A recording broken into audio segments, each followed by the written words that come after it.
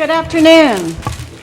We are getting ready want to open up our workshop on February 26th. I am Beth Munns, and I am the Mayor Pro Tem today. And we will go around the table and introduce ourselves. Councilman, please. Councilmember Jeff Mack. Councilmember Joel Servadius. Councilmember Erica Wassinger. City Administrator Oborn. Councilmember Tara Heisen. Councilmember Jim Wiesner. Councilmember Bill Larson. And we have quite a few staff is all present with a few from the public, not too many. Right now, though, I need to call an executive session. At this time, City Council will recess to an executive session as authorized under RCW 42.30.110 to discuss pending litigation. The mayor will teleconference during the executive session. The executive session will take place in the mayor's conference room and is expected not to last approximately 20 minutes. The council is not expected to take action following the executive session. The workshop meeting will reconvene afterwards. So I'm sorry, but we need to begin with this. So take a candy break or water break. All right, executive session, please.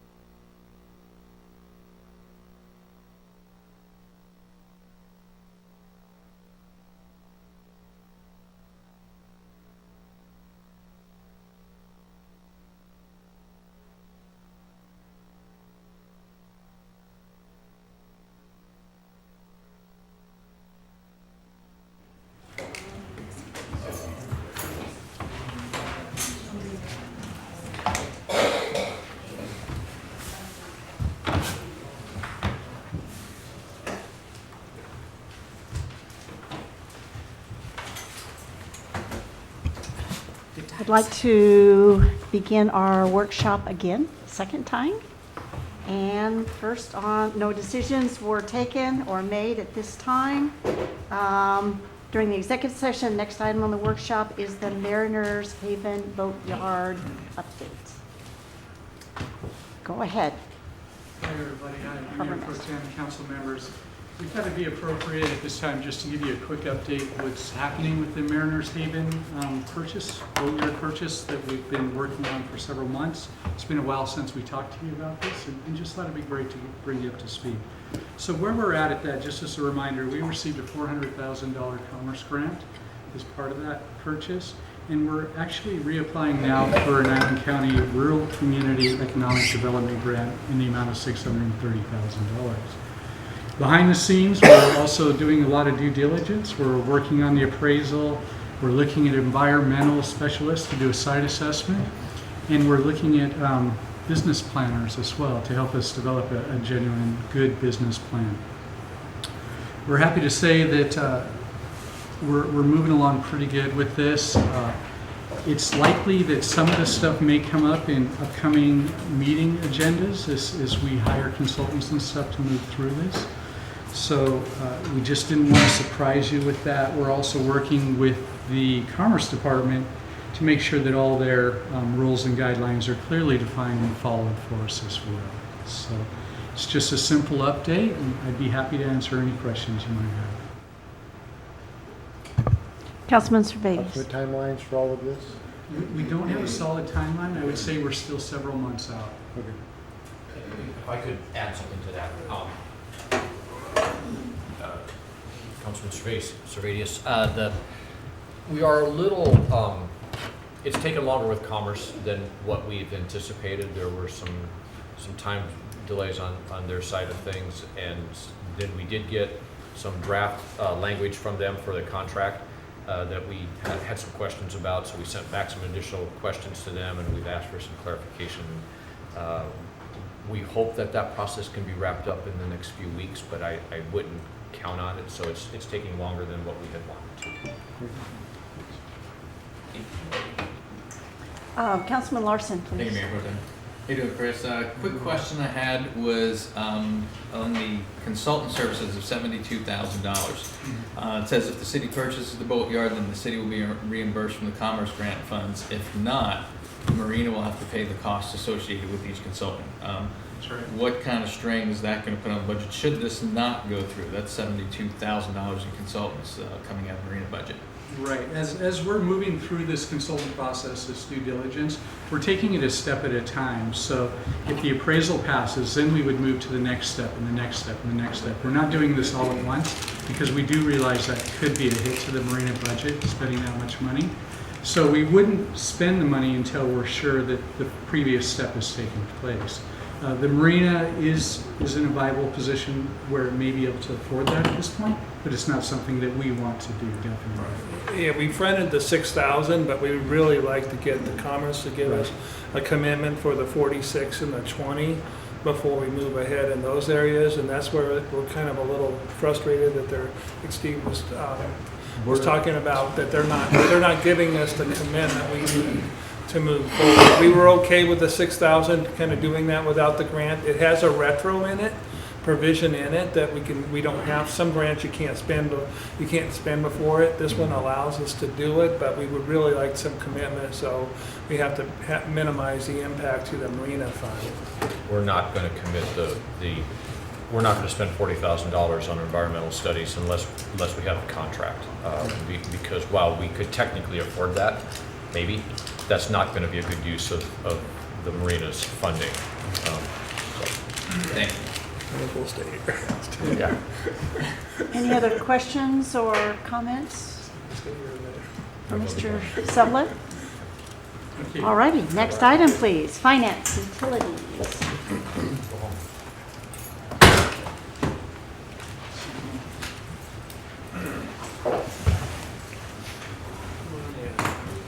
I know this looks like 4 hours, but I'm gonna keep it.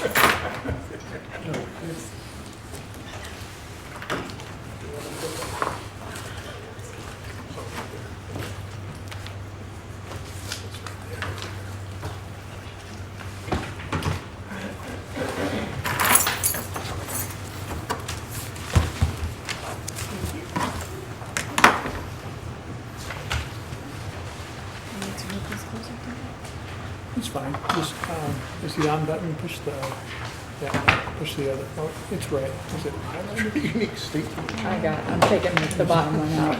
Just, You should go red, yeah. I'm taking the bottom staple out.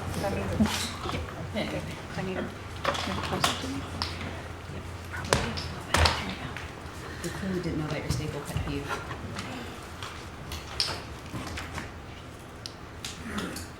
All right. Good evening, Mayor Pro Tem, council members. A little bit louder, please. Louder? Or just move towards Okay, yes. I'll move it closer to me. Okay. Perfect. Thank you. All right. Okay, got my clicker. Okay. All right, so tonight, we're going to give you some updates on efficiencies and proposed changes. We've got the e-notices that we're going to get started here, so that's the emailed bills. Let you know about how the online payment portal is working. It's working fabulous. We're going to take a look at the late fee, waiving the late fee charge, and the fact that we're going to be mailing those disconnection notices versus physically posting those store hangers, and looking at the time period in which we will service those, turning on the water and turning it off, starting new accounts, and then the lobby hours and code changes. May I ask a quick question? Yes. On the disconnection, can they still come in if there is a medical problem and verify it so that we're not just black-hearted and Sure. bingo? Okay, I Yeah, just wanted to be they- sure that, Yeah, I do ask, Patricia gets involved at that point if we have to consider something, but yes, we normally will listen to whatever the customer needs us to listen to as far as the disconnection, if it's a financial hardship or something else. Yeah. thank you. All right, so this one is one that I'm really excited to share with you all. So Masters Touch has provided us a program here for a PDF presentment of the statement. And in your hands there is just a explanation of how that works as far as what the customer would experience. Let me go ahead and grab mine too. So we have, oh, thank you. Not really going to go through the whole thing because I think I'm going to just hit you with some highlights on that. This will be posted on the website, and it will also be posted on social media when we were planning on putting this in the 320 bills. So Chaz can go through what that actually means. So the customers will receive an authorization code. It's going to be printed on their statement, on the regular statement that they receive right now via mail. Then they can go to the enoticesonline.com and set up their account. If you are a property manager or owner and you own numerous properties, you can actually take each of your authorization codes and get those set up online, and you will have that PDF presentment of your bill available to you. It actually stores 3 years worth of history. So as of the March 20th bill going forward, you'll have 3 years of bills available for you to view. It's also going to include the late penalty notices, so the regular statement and the penalty notice will be available. So once the customer is logged in, they can view the bill. Another exciting part to that is they can actually pay their bill also. So once they're logged in, they can view their bill, they can hit the pay button, and that actually circles back to our online payment portal. It's a checkout system, so you'll put in your account information, your number, select checkout, and then put your credit card information. So it's not a check, it's going to be your credit card. And then you will still get a receipt via email that the payment was processed. Once the customer has signed up for service through that email notification, they will get emails that state your bill is available for viewing. You will then log into that account and see your statement.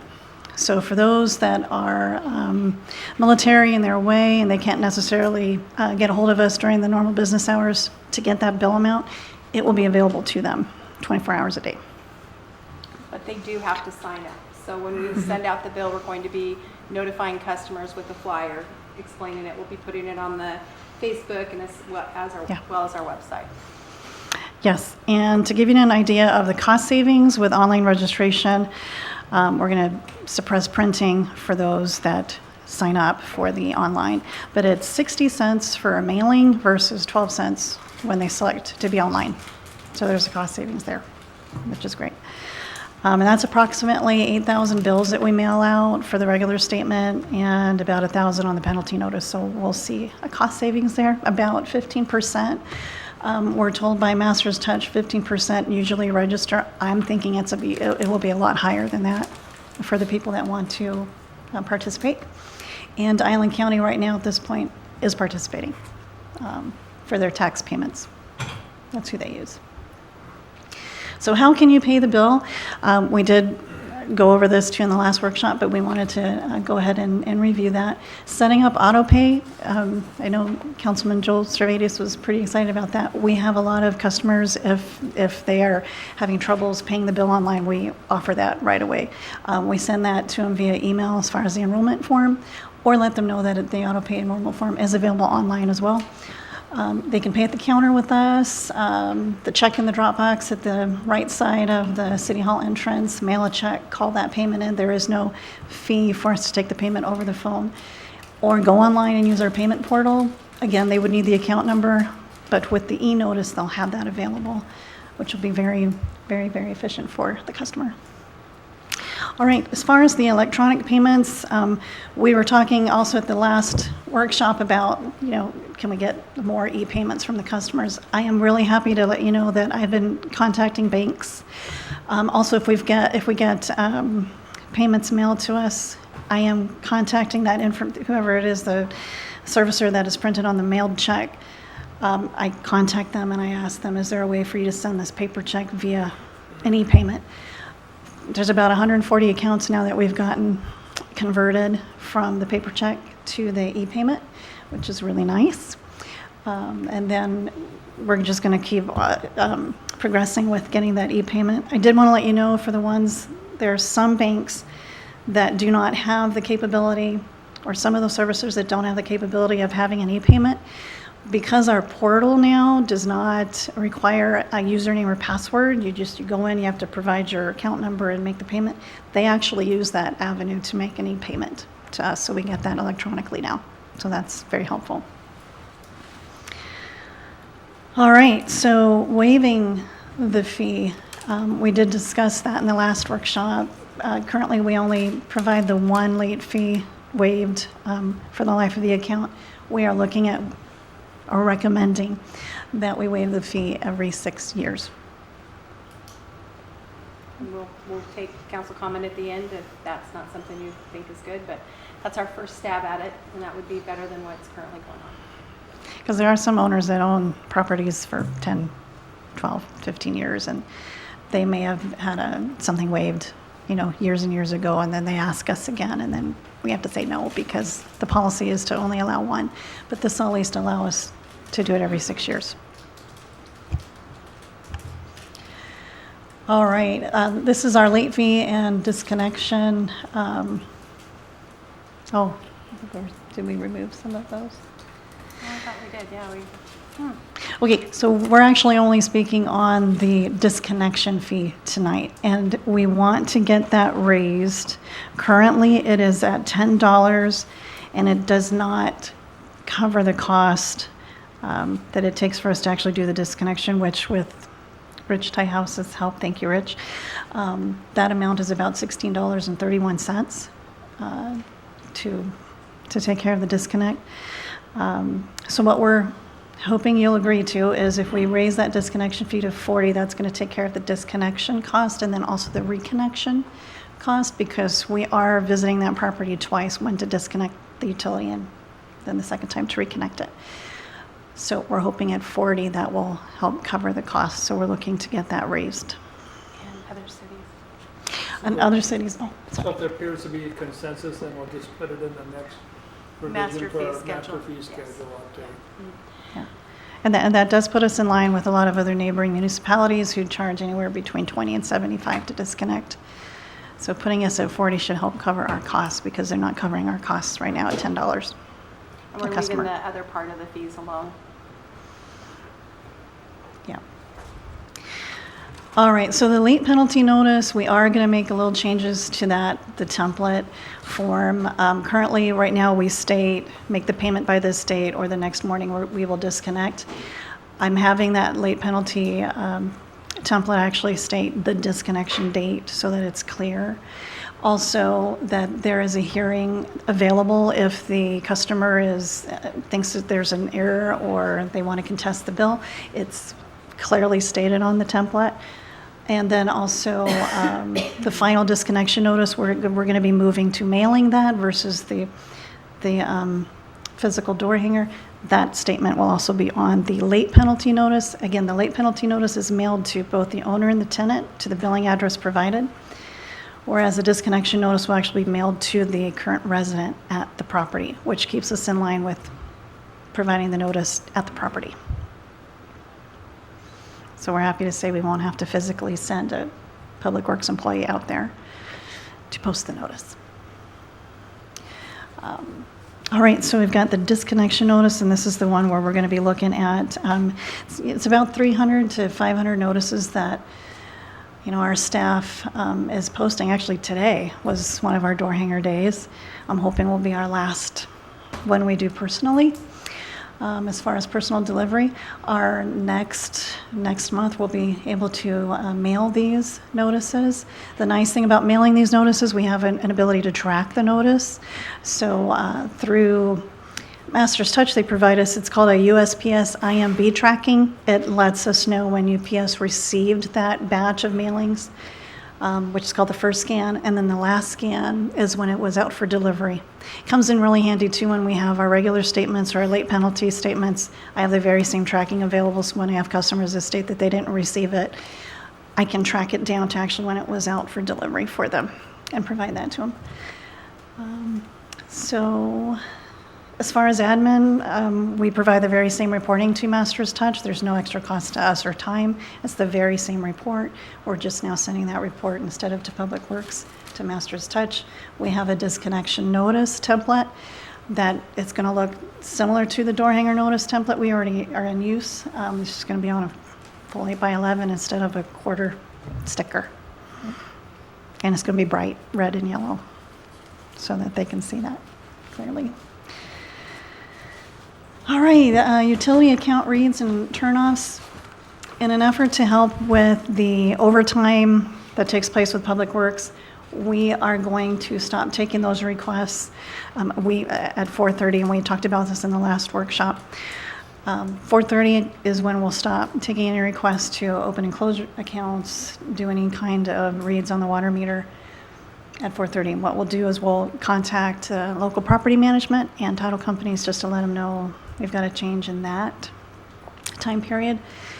And anybody that absolutely needs water on or off after 4:30 would have to pay the rate of the $75 after hours rate. So that is what we are proposing there. All right, so lobby hours are still in discussion with admin. We would like to create a standard close time across the line. We've got senior center and police that close their lobby so that they can do a close of business too. We've got Highland County offices and the courthouse also that close at 4:30. So I think as far as the public being used to a 4:30 close, it should be acceptable, I'm hoping. We would want our hours to stop there at 4:30, and that's so that our cashiers can close their batches. It's just a really good business practice for us, and then we can complete the reporting that same day. And then the next morning, when there are reports to provide to Public Works, we can get that to them in a timely fashion rather than in the afternoon after we've closed and balanced. So we're still really hoping for the 4:30 close. Any questions or comments? Chaz, on the closure, I imagine you'll make some kind of poster or something for a while that this is coming up as of this date. We will definitely give plenty of notice, yes, yeah. And also on the Facebook page or whatever, because you're going to have at least 20 people say, I never got any notice. Yeah. But, okay. And I did look at our volume report just to see the amount of business we take, in an hourly increment. And it's still showing that from 4 to 5, it's a decline. We don't take in a lot of customers at that point. It's really heavy weighted in the morning and the afternoon, but at about 4 o'clock it starts to decline, when we could really use that time to close our batches and finish our reporting and just close business that day. So they're the primary customer, but we would follow suit and do all the offices in City Hall. It just makes it easier that way. And they had a little issue because I think the police department closes at 4 and a few people do trickle over, but we can continue with it. But the 4:30 will make it a little bit better for them. So I think this is all, we already have some people who leave earlier and have different shifts, but we always have to have enough people to do that 5, and gives us a little bit more flexibility. If there is customer service issues, then I'm inclined to go back to it, but I'm inclined to, if there's no issues with that, and we wanted to kind of do it at a less busier time of the year now rather than in the busier time, and so that's why I was a little bit concerned when they were talking about it before. Councilman Mack? Question, opening hours stay the same? Yes, 8 a.m. Yes. Councilman Larson? Thank you, Mayor Pro Tem. You guys came to us with these ideas before. It's obvious you've done your research and your homework. There are clear and reasonable justifications for all this. So I'm going to support everything, including the disconnect fee, waiving the late fee every 6 years, the $75 after hours rate, the 4:30 close time. It all makes sense. Thank you for the time and the effort that you put forth in bringing these back to us after you looked at them thoroughly. And I think it's going to work out well, and you'll watch just to make sure that it does, and we'll adjust accordingly afterwards. So thank you. Yes, thank you. Councilman Servadius? Thank you. Thank you. This is huge, the e-notices, and I know there was a ton. I'm sure it's been happening behind the scenes to make that happen. One question, it's an opt-in process with hopefully a 15% take. I know a lot of the bills we all probably received were incented to go paperless. $1, $3. Yeah. And I'm not saying we need to be that drastic. I'd like to see the process get implemented, and then possibly maybe it's 25 cents, maybe it's 50 cents if someone still wants to receive a paper bill. Yeah. But not make it overly onerous, but at some point try and encourage folks. Yeah. And there may be some people who don't have computers or don't have email, and it's just not an option. So, 25 cents a month is whatever that is, a couple bucks a year, just to help offset some of those costs. Waiving the late fee every 6 years, intriguing. I'm not sure how we came up with 6. I'd be okay with 3 or 5. We're a predominantly military town. I know that turns over every probably 3-ish years. It's, $15 plus the interest. I've had it once or twice in my lifetime, and I've somehow missed that bill. So, 3 years, 5 years, 6 is an intriguing number, but I would. IRS, sorry. That was Is that what it is? That's just my thought there, and I would support the disconnect fee at $40. Thank you. Councilman Wassinger? Yes, I support, all of the fees too. But, my question is, and it's interesting, Joel hit on the 25 cent, if you don't, in the future. Every month, is their account number going to be on there going forward, even if people are getting paper, just as the months go by and the years go by, so people do come and go, so that they always know. So the account They number can- changes. Because then, some people put it off. They may not do it right away on this first go around, and people move in and out. And I know I had to go around it with the bank. A lot of banks now, if you don't sign up for the paperless system, they'll charge you $5 a month. Some accounts do. And I know, because I had a heck of a time for one of our nonprofits trying to get it changed. And boy, they got $25 from us. It took me a while to get it done. So that's intriguing too to think about. So they can opt to go paperless through once they sign up. So they won't get a paper and the email. Right. Okay. And then what about renters that put the utility in their name when they move in? So they'll be able to go in and set it up. Yes. Or does I don't know what the owner renter. So the authorization code is specific to the customer and location. So currently, the owner gets a copy of the tenant's bill. So that statement that the owner receives has its own authorization code, and the copy that the tenant receives, their bill, has its own authorization code. Okay, Yes. great. Thank you. Councilman Heisman? Thank you. I just did some quick math. He said we mail out about 8,000 utility bills, and to mail them is 60 cents. So that's $4,800 a month just to mail out bills. Not even going to go into the personnel cost of personally going to 300 to 500 homes a month to hang things. I'm afraid to look that one up. So, I mean, yeah, like Joel said, even if a small percentage of people opt for this, it, you know, we may be able to break even. And so anything I can do to help publicize this option, I think it makes a great deal of sense. And I'm happy that you found a program and a vendor that allows you to track all that. Yes. For, you know, because mail happens or not sometimes. So, yeah, great work. Thank you. Thank you.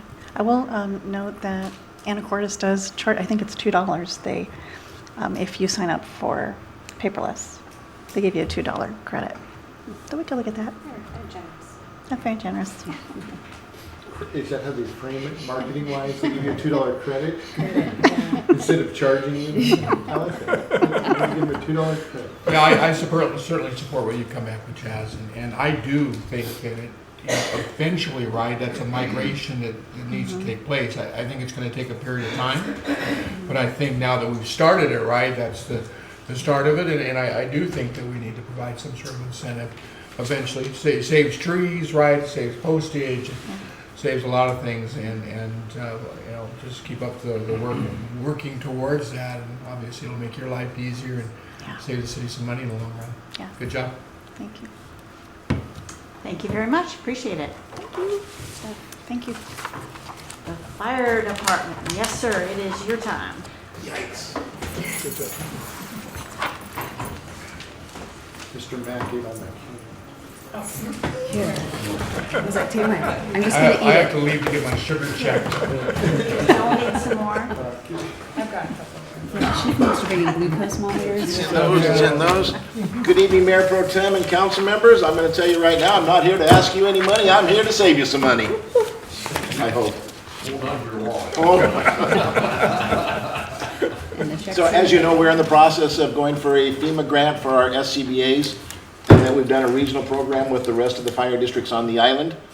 Something that changed in FEMA this year that we found about after we started the FEMA grant, and that's why we're kind of on a short time frame on this, is in days past you could do your MOUs when you did a regional program after the grant was awarded.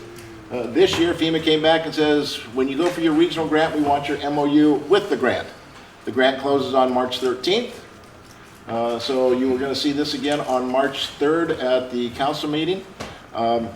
The copy that I sent out to you originally, actually that Carla sent out to you, that I sent it to Carla and she attached it with the Gendies because she does it so much better than I. Had one of the text boxes was not fully completed. So in this one, it does have all of the different numbers that each of the districts wants it's on page 2 of your text box. And I'm in the process of getting all the signatures on the rest of the districts. I should have that by tomorrow, I hope, and then bring it back to you on March 3rd for approval. Right now it stands, we're at about $1.6 million worth of SCBA's region-wide.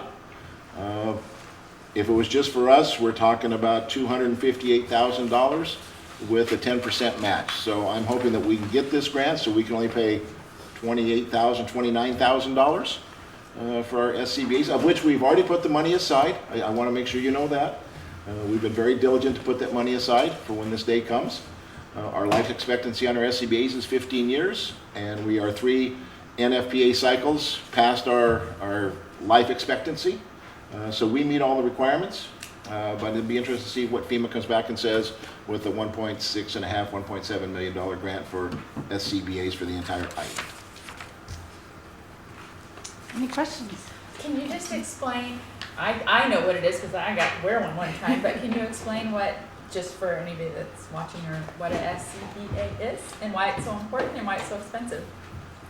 Oh my goodness. The SCBA is the air pack that we wear on our body when we go into a hazardous environment so that we're getting fresh air. So anytime we go to structure fires, confined space rescues, hazardous materials incidents, we're going to wear a self-contained breathing apparatus. The reason they're so doggone expensive is all the requirements that are put on these SCBAs, the design features that are created in them. In the old days, when we were younger, as I look around the whole room, when I say with the exception of a couple people here, they were a very simple device. It was a metal bracket with a bottle attached to it with a great big mask on the front. Today's, there electronics are in them. There's pass devices which determines the amount of air temperature around us. There is heads-up display, so when you look in your mask, it tells you how much air you have left in it, your mask. There's displays on the apparatus so other people can see how much air you have left. There's buddy breathing systems that interconnect. Every SCBA built after 2018, all manufacturers, they have to be identically the same. So if I'm wearing a Scott pack and somebody else is wearing an MSA, we can still intertie with one another. When we look at just the design features of them and the built-in microphones, the heads-up display, the expense of the bottles are almost $800 a piece. Now, those of you that used to scuba dive, bottles were cheap, but today they're not made out of metal, they're made out of a composite, they're wrapped, they meet certain requirements, and they're very expensive. So they're a very expensive device, but they're a very needed device. We like the numbers that we came up with. We're just hoping that FEMA buys off on it. We have to turn it on the 13th, and it could take anywhere from the end of April to the end of September before we'll know whether or not the grant's approved. Our life expectancy actually ends October of this year, so we're trying to be proactive so that we're not outside of our life cycle of our bottles. Councilman Heisen. First of all, built-in microphones, so cool. When I wore one in the training burn years ago, the thing that stood out to me was how loud it was inside a burning building, and so we had to find each other and literally scream in each other's faces to try to communicate, which was insane. So this is so cool. I can't wait to check them out. And then I have a question, which might, this might just be semantic, or I'm not sure, but so Oak Harbor, the grant would award us 32 self-contained breathing apparatus packs, and 0 spare bottles. But then the fine print says each pack is supplied with 2 bottles and 1 mask. Correct. So doesn't it automatically come with a spare bottle, or is the second one not considered a spare? No, what they're asking for is how many bottles you want in addition to what comes with the pack. Gotcha. Because now if you notice, like at, which one was it? South Whidbey is asking for an additional 76 bottles. Right, yeah, I in saw comparison that. to us. The reason being is we have an air trailer we can refill on the scene. South Whidbey does not, so they're getting extra bottles so that as they use their bottles down, they can go back to their station and refill and then come back out to the scene. Okay. So the grant understands that you're going to get the pack, 2 bottles, and a mask. And then you notice we do have additional masks because we issue a mask per person instead of a mask per bottle or per pack. Right, because they have to be fitted. Right. Right. Okay, cool. That exactly answers my question. Thank you. Thank you, Mayor Pro Tem. So, Chief, we had participated in a recent burn, and I will tell you that the toughest thing that I had to deal with was looking through those scratched up, marred up, faded masks. I noticed when the NAS Whidbey firefighters showed up, they had some really nice masks, and I was kind of having mask envy. So certainly, you and I had discussed this, it was something that I really struggled with, just even trying to get into the house to see where I was going to get into the house. And of course, once you're in the house with all the smoke, the cloud of masks makes it even more difficult. So certainly support getting this thing signed off for you. It's something certainly you guys need, and so saw that firsthand. Appreciate the work. Anyone else? Quick question, Servadius, do you have another question? No, I was just going to comment. Chief gave Councilmember Larson, good face mask. Well, mine was okay too, except it was so heavy I couldn't look up. So I didn't see anything out there anyways. I was looking at my feet the whole time. So. I got 15 years ago's mask. Does this have to, I mean, when we have the council meeting, go through a vote, or can it be on the consent agenda, so Yeah. it's just done? Yeah. Okay. Just fine to know, want to be sure it gets done quickly and out the door. So we can move it to consent? You're okay with that? Consent. Instead of being under the Well, I contract? don't, We'll have to ask legal. we'll have to make sure, there's a certain items that we can't put on consent, but if we can, we will. All right, Either way is good for me. okay, so. thank you, Chief. You're welcome. Very much. Development Services, hot seat again. This is an easy one. Yep. Thank you, Mayor Pro Tem. Council members, just a real quick update for you that the 2020 docket is headed your way for the comprehensive plan. We have that, I think, on your March 3rd meeting, I believe. I think you should all, or most of you should be pretty familiar with this process by now. As you saw from your summary statement, it's an annual process that we undertake. It's fairly regimented. For this year's docket, we're recommending that the housing element be on there, as well as the JPA UGA conversation, and you see some discussion there. Both of those should be pretty well known to you. We'll do our annual review of the capital improvement plan. That's always important to make sure that we're updating that on an annual basis. And then this year, as you saw under the future land use map amendments, there was one private land use map amendment submitted. It was for a property on the south side of Northeast 16th Avenue, immediately west of the Wallen Funeral Home. And as you saw from the write-up, that particular property owner was interested in pursuing high-density residential at that location.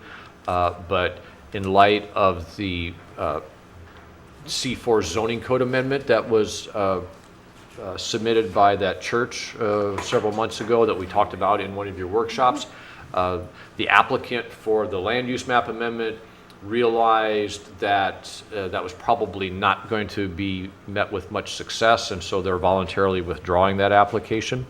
And so that leaves us just one land use map amendment. It's for our own property, the property that we recently acquired for the park on the north end of town.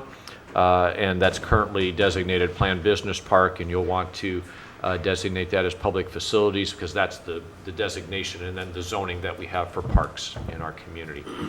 So some pretty significant items, but a relatively short docket in terms of the number of items. I'd be happy to help you with any questions. One question, the church, have they dropped it, or are they still trying to hang in there to develop that with the community center and their church and stuff on that property? They are taking some time to be deliberate in their thought process. So I think it's possible that they're going to withdraw the application, but they just want to make sure that they give it good consideration. So staff has met with them, I think, twice since the workshop, and I would probably suspect that they will withdraw. So at least it won't be on the March 3rd? No. Okay. Because I if just it was going to be anywhere, the next step actually would be at the Planning Commission. So after, just as long as you brought it up, Mayor Pro Tem, after the council workshop, we actually then had a briefing at the Planning Commission. Planning Commission echoed some of your concerns. So the applicant now has the benefit of your informal comments in this setting, as well as the Planning Commission's, and I think that's what's really influencing their thinking. Okay, Councilman Mack. Thank you, Mayor Pro Tem. Mr. Powers, concerning the property with the new park and re-designated industrial park, what kind of, is it going to affect any of the other adjacent properties around there? Currently, that's what's up there. No, it would not. They'll be able to still do what they do and so on and so forth? Yes, sir. Yes, sir. So this potential change in designation, should the council approve it at the end of this year, would only affect our 75 acres. Okay. Yeah. Thank you. Any other questions? Thank you, Mr. Powers. That was easy. Police Department, new vehicle design. And there it is. So Mayor Pro Tem and council members. So this, what you have up there now is what we're looking at moving our new vehicles to for a new vehicle design. And just to give you, this is basically to kind of show it to you and let you look at it. So a little bit of background. I have 10 minutes, so I'll make it quick. I've communicated with the mayor and also with the city administrator. One of the things we were looking at is going with a vehicle design that is that stands out. People know it's a police vehicle. It's readily identifiable. It's a black and white scheme, so you can't see it real well, but that's a black vehicle with a white scheme. There's a lot of departments that are going to a black and white, which is kind of a traditional type of a pattern. As you know, we went with the new badge, we went with the new patch. This kind of rounds out a little bit of our updating with design items. Historical knowledge, there's not a lot with the vehicles we currently have, not that there's anything wrong with that design. And then just so you're aware, we kind of started this off with looking at what we wanted to do. We put out an inquiry to our officers, got overwhelming response for a design similar to this with the black and white. We then provided a whole selection of different types, getting officer input and different input from some community members. And eventually we have whittled it down to here over a several-month process working with the design company. So, it's got the Oak Harbor flair on there, with something local to our community. This design will likely be around like our previous design for 10, 20 years, depending upon how things go. And we have one car that we will be getting sometime probably in the summer delivered to us.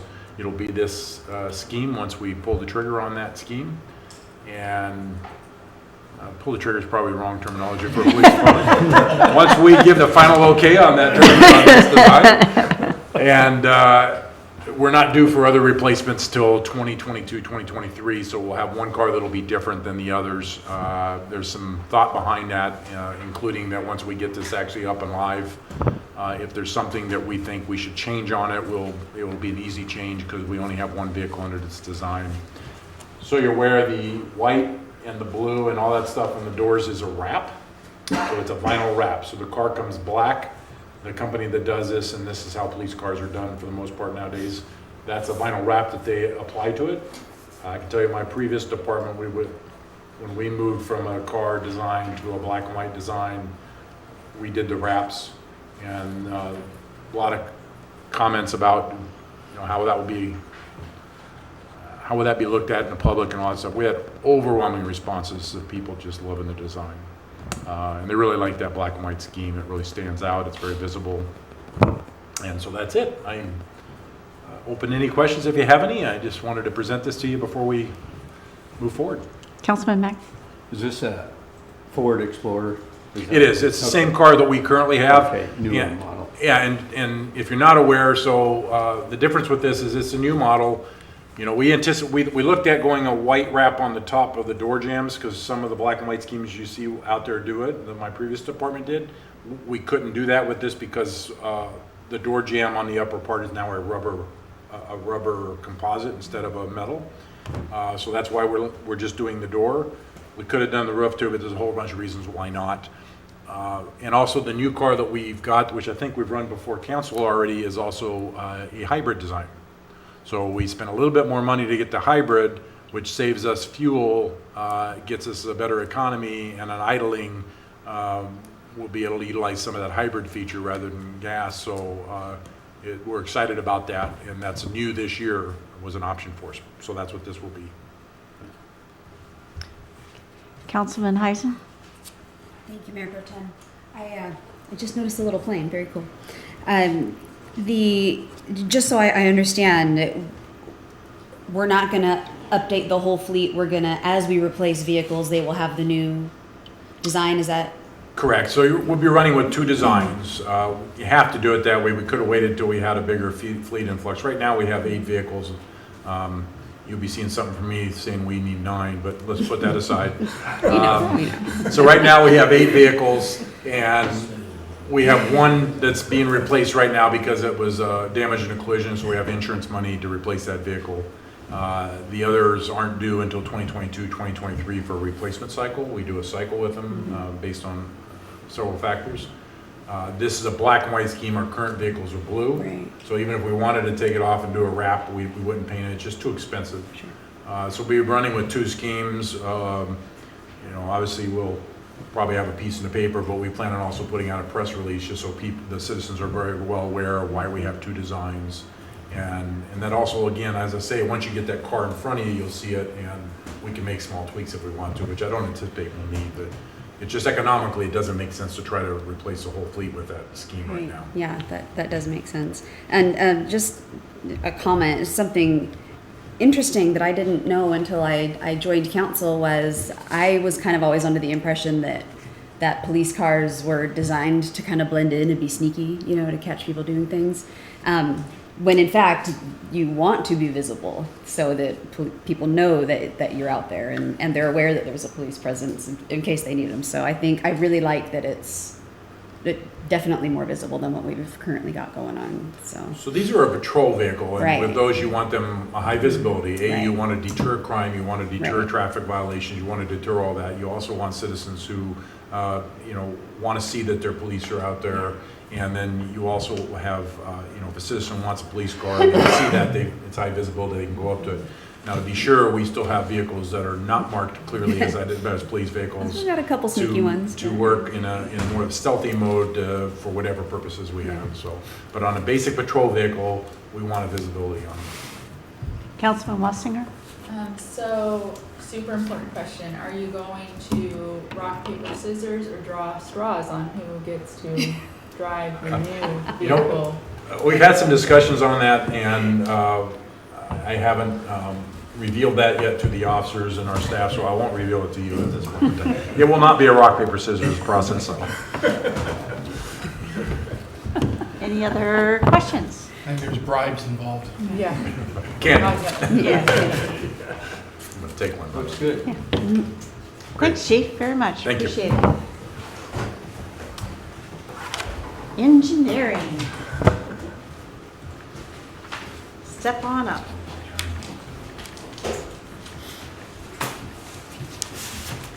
Good evening, I'm Brad Zoot, I'm the city stormwater engineer. And I think I know everybody, and I've met Jeff many years ago. So we're here to talk about the 2020 Stormwater Comprehensive Plan. Planning Commission voted to recommend for approval last night. Oh, here's a clicker. So there are 7 chapters. I'm going to focus on some more than others. Some of them are not that interesting. But chapter 1 is just the introduction, which tells you kind of what the document's about and why we do it. 2 is local drainage area characteristics.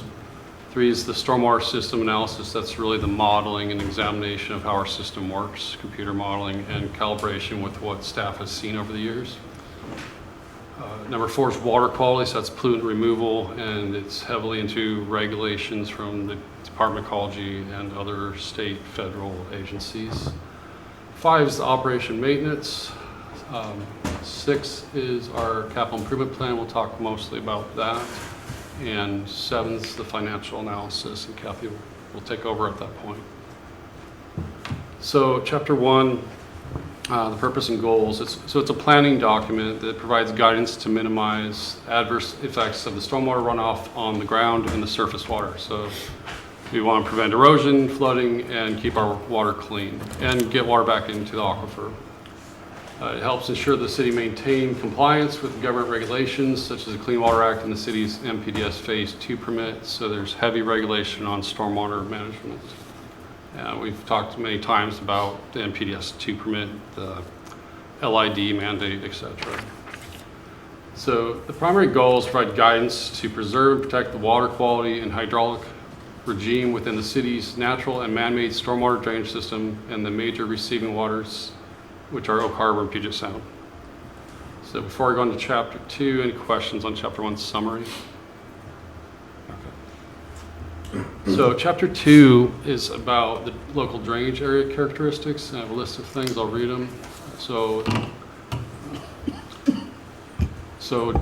Chapter 2 describes local aspects pertinent to stormwater runoff and infrastructure design such as topography, climate, tides, waterways and water bodies, tidal data, soils, critical areas, frequently flooded areas, wetlands, drainage basins, zoning, and land use. So one thing that's relevant, and we'll talk about it in chapter 3, is we're in a rain shadow, and that makes a difference for us. And we've worked for quite a few years now to try to provide some relief because of that rain shadow. We've talked with the DOE and done some math, and we think we're arriving where we can help developers a little bit with bringing some of the size of facilities down where it's appropriate.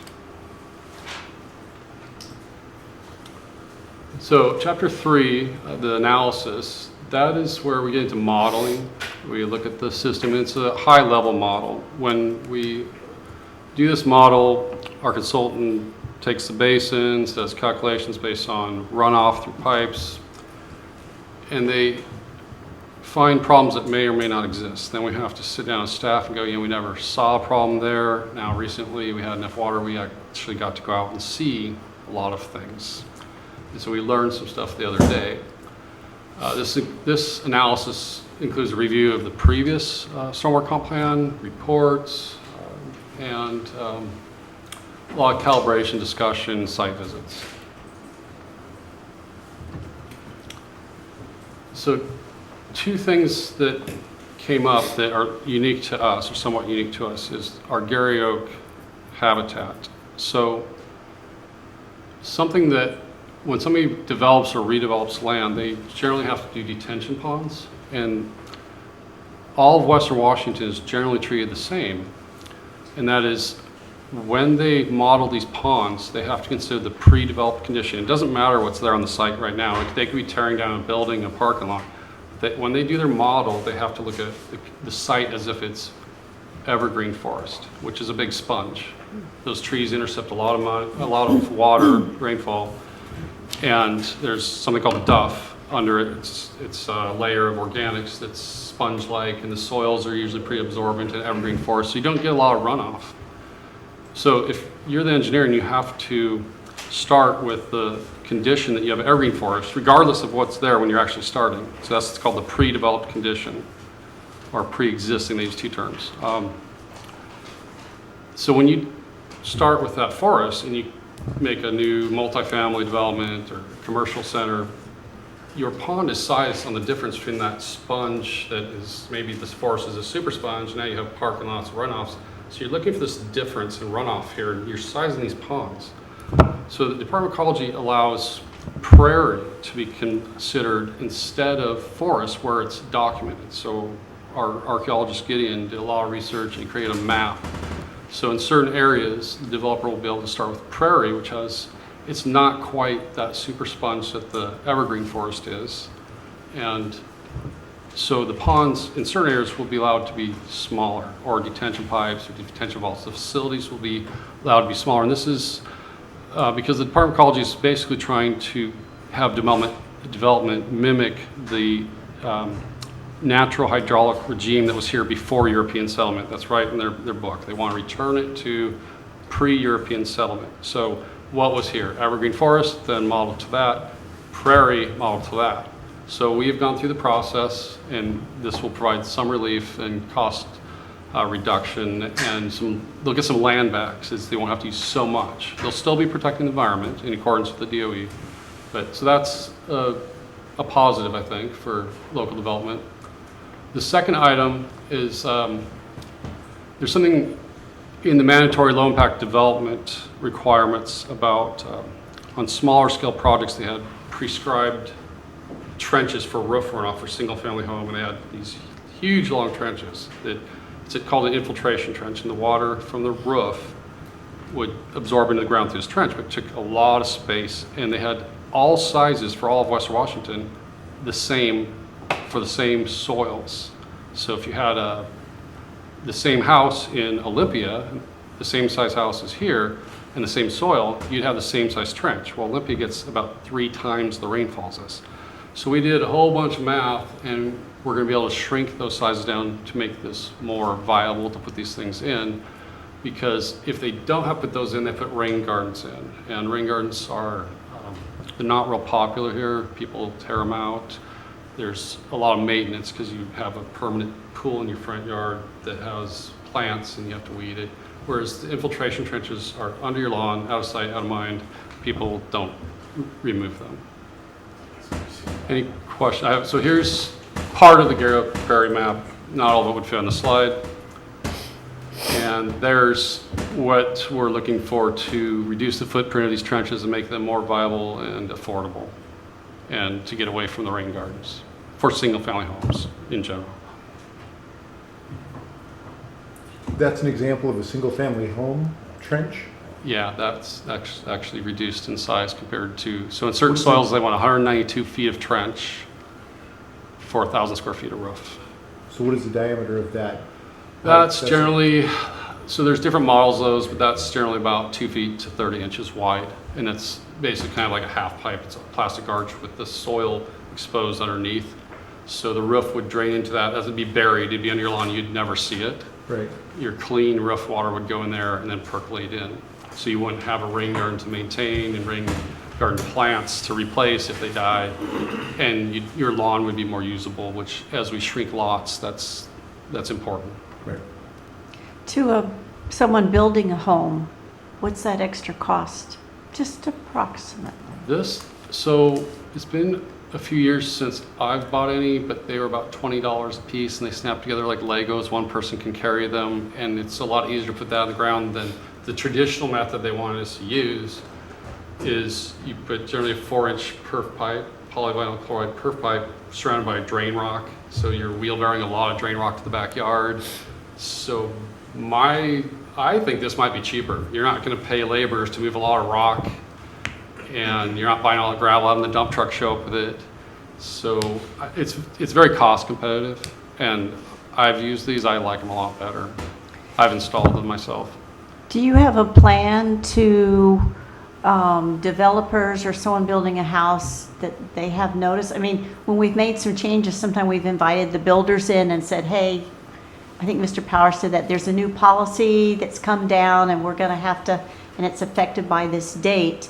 So if this is going to be allowed, are we going to get builders together or something just to get the word out? I'm not sure we can do that. I'm not sure I think this is simple enough that we can just say, hey, when you start looking at your trench, you can use these chambers and we'll help you with the size and calcs, because it's not that complicated now. We did a lot of the math. We're trying to make it simple. That's the whole goal, is to make it simple and cost effective and do what it needs to do. What we were told by the Department of Ecology in writing is we have to provide equivalent, when we do something like this and change something slightly, we have to provide equivalent environmental protection, and we think we've demonstrated that mathematically. And it's, instead of bringing a dump truck full of gravel and driving, wheelbarrow around a muddy house site or something, you literally dig a trench and snap these together and you can backfill it. You can add gravel on top of that and make more capacity, but basically, if you see the upper part, I don't know if there's so the upper, that thing, there we go. So this is 100% storage volume when the water goes in. So it has time to store and space to store while it's trying to percolate in. The traditional variable method is a little 4-inch pipe and a bunch of drain rock that only has about 30% voids in that drain rock. So you have much more storage in this. And it may actually be cheaper to buy that than the rock and the labor to move all that drain rock. Okay, I just, when something new's come in or is approved, it's just nice to, hey, you've got a choice here. We've already had, so we've had people put these in. We've felt confident enough as we've been working on this that we weren't going to get in trouble, so we've allowed other people, and it's worked well so far. I think Waldron Construction has put some in, and a recent, they've gone in a few places, and we've had success. We've had people be happy. Oh, great. Councilman Mack? Thank you, Mayor Pro Tem. Is there a required depth or code depth to, it looks like they're generally it's down 2 36 feet. inches? It's 2 feet. If we use the Department of Ecology's standard detail, there's some latitude on that. That's not super critical. It needs to be deep enough that you can cover enough soil so that it doesn't flex. Right. And some of these are rated for higher loads than others. But a lot of builders like them now because I mean, that person could snap those together in about 5 minutes once that trench is ready. Councilman Larson? Thank you, Mayor Pro Tem. On page 207 of our packet, I'm looking at a table talking about trench lengths, and there's two columns where there's the current required trench length and the model trench length. 3 of those went down, 2 went up. Can you just speak to the difference in the current required trench and the model trench, and how come a couple of those actually went up?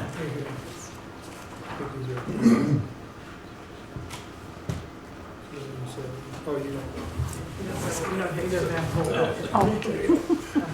All the binders.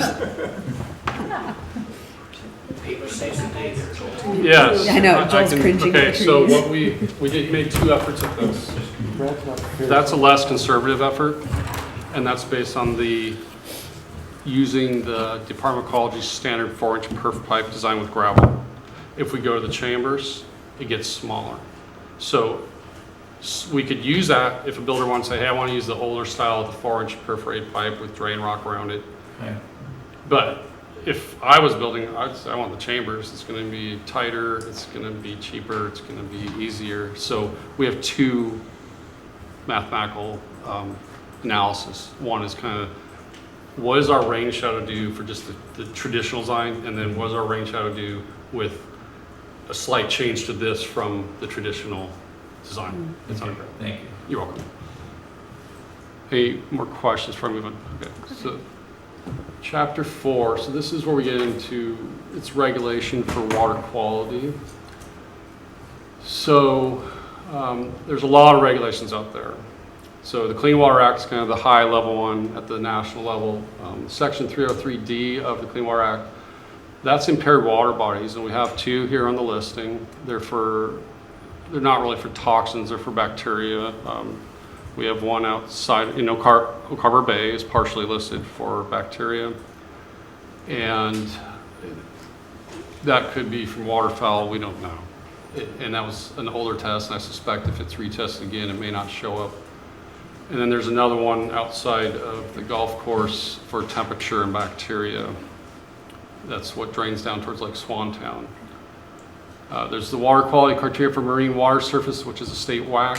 There's the MPDS Phase 2 municipal stormwater permit, which we've talked about extensively. It's pretty significant for us. So some of the water quality standards, the parameters of concern, dissolved oxygen. If you don't have enough oxygen in your water, you get fish kills or hypoxic areas. That's something that's now overlapping from stormwater. We're talking about stormwater tonight, but that's overlapping now to wastewater with the nitrogen released from plants, and luckily our plant with the new technologies, my understanding, is doing quite well removing nitrogen. And I'm looking at Brett, he's nodding. Yeah. So because they're looking at forcing treatment plants to now, others will be behind this. But so that dissolved oxygen is overlapping between just general stormwater and now sewage, and it's going to be agriculture and septics that they're looking at. pH, that's your acidity. That's pretty obvious for all of us at chemistry. If we get too far one direction, we have problems for the fish and for infrastructure and anything trying to live in that water. Temperature is directly related to dissolved oxygen. As temperature increases, we have less dissolved gases in that water. So if it's sitting around the sun, being baked, it's not flowing, the dissolved oxygen is going to go down. Nutrients, so if we get too much nutrients, that's like the nitrogen from the treatment plant, fertilizer runoff, we get algae blooms, and once the algae bloom dies, it increases something called biochemical oxygen demand, which as the algae decays, it pulls oxygen out of the water. We get the low dissolved oxygen, fish kills, etc. So, pathogens, bacteria, oil and grease, those were some of the very early items that the Department of Ecology targeted, along with turbidity, which is soil in the water.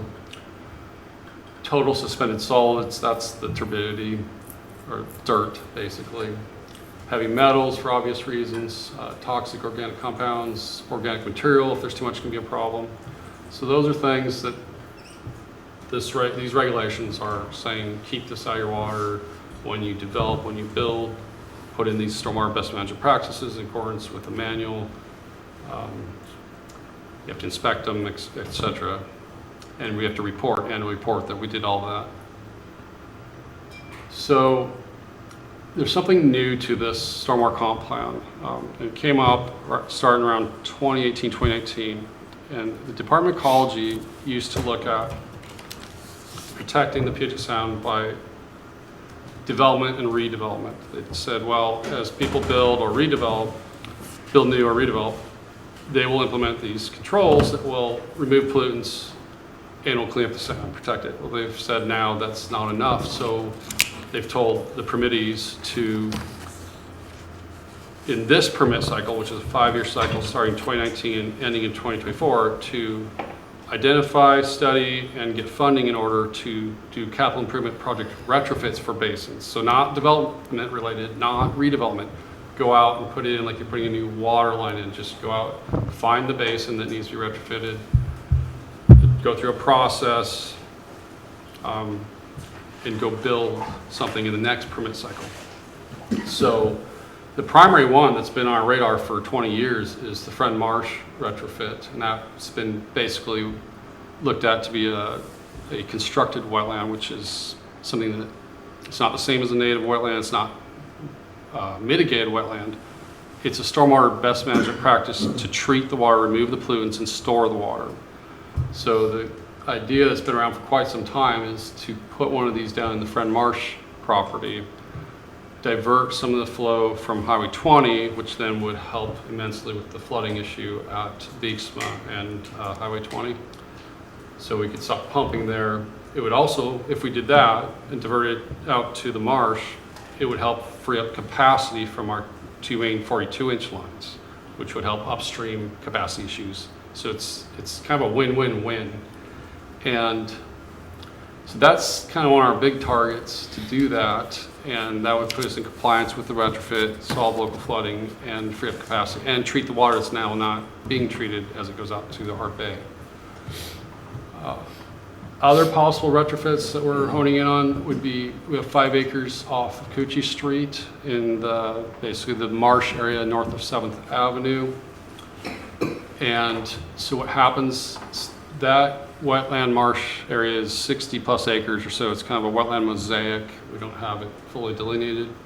It's as you drive along 7th Avenue, you look to the north, you see that wetland area. There's agricultural channels out there. So when water enters it, it doesn't just go out there and diffuse and get buffered and stay there and get slowed. Some of those channels short circuit some of those flows significantly, so it just comes right on through under 7th, and that pipe flow is pretty full at times. So if we did a retrofit up on our property off of Coochie Street, and we did a pond, we have 5 acres, and we did a significantly sized pond, we could provide treatment, but we could also store some of that flow so we don't have so many of the downstream issues. So that's one of them we will look at, and there's a study programmed in our capital improvement list for this. Another smaller scale one is to use the Pasek Street vault. There's 2 chambers there, and we could possibly take the storm drain pipe that's right next to it, take several blocks of the southeast quadrant of this town, run it in that vault, put treatment media in there, so it wouldn't be a flow control issue for flooding, it would just be a pollutant removal, and that would be a much smaller scale retrofit. So we have a study program for that. So 3 studies for the possible retrofit that we're going to have to do are programmed into this comp plan. So any questions on? I went through it kind of fast, since there's 283 pages here, so go ahead, Art. Councilman Space. I know I've asked this question before, and I guess I'm hoping for a different answer. So when you talk about ponds, Yes. and I think of the mitigation that was done there behind 7-Eleven, the Cherry Hill or Carl Friend, that wetland was created, the Friends Marsh area that's north of the path. So I think that's a mitigated wetland, and I'm going to look to Steve because I didn't work here at the time. So And just, go ahead. I know I've asked the question, what can we ever do? Because when that was created, there was a significant, you could see a body of water, the ducks came in, it was beautiful, it was very picturesque. And now as it fills in with cattails and other vegetation, I think the answer has been it still has the same capability as far as capacity. So I have to accept that answer, but can we truly not enhance that in any way to scoop some of that back to have a maybe So, a Lone Creek capacity, I- but at least is more picturesque than just. I mean, there used to be a pond there when it was Right. created. Now there's just vegetation. I can speak to a little bit of your question, and Steve might be able to speak to some of it. But so, lakes, ponds, et cetera, go through natural cycles. They actually go through about a 20-year cycle where the water the ordinary high water mark will get higher. It's just kind of a natural pulse. It's based on weather patterns that change. And it's just an average of about 20. And most lakes and ponds will do that, and most people aren't aware of that. So the other thing is with a mitigated wetland, so normally you build it and you kind of walk away and let it evolve. You let it do its thing, and that's what it's done. And cattails, the only way to get rid of them is to drown them. You really need about 4 feet of water in there. They'll survive to 30 inches, 36 inches easy, and they're kind of the bane of detention ponds.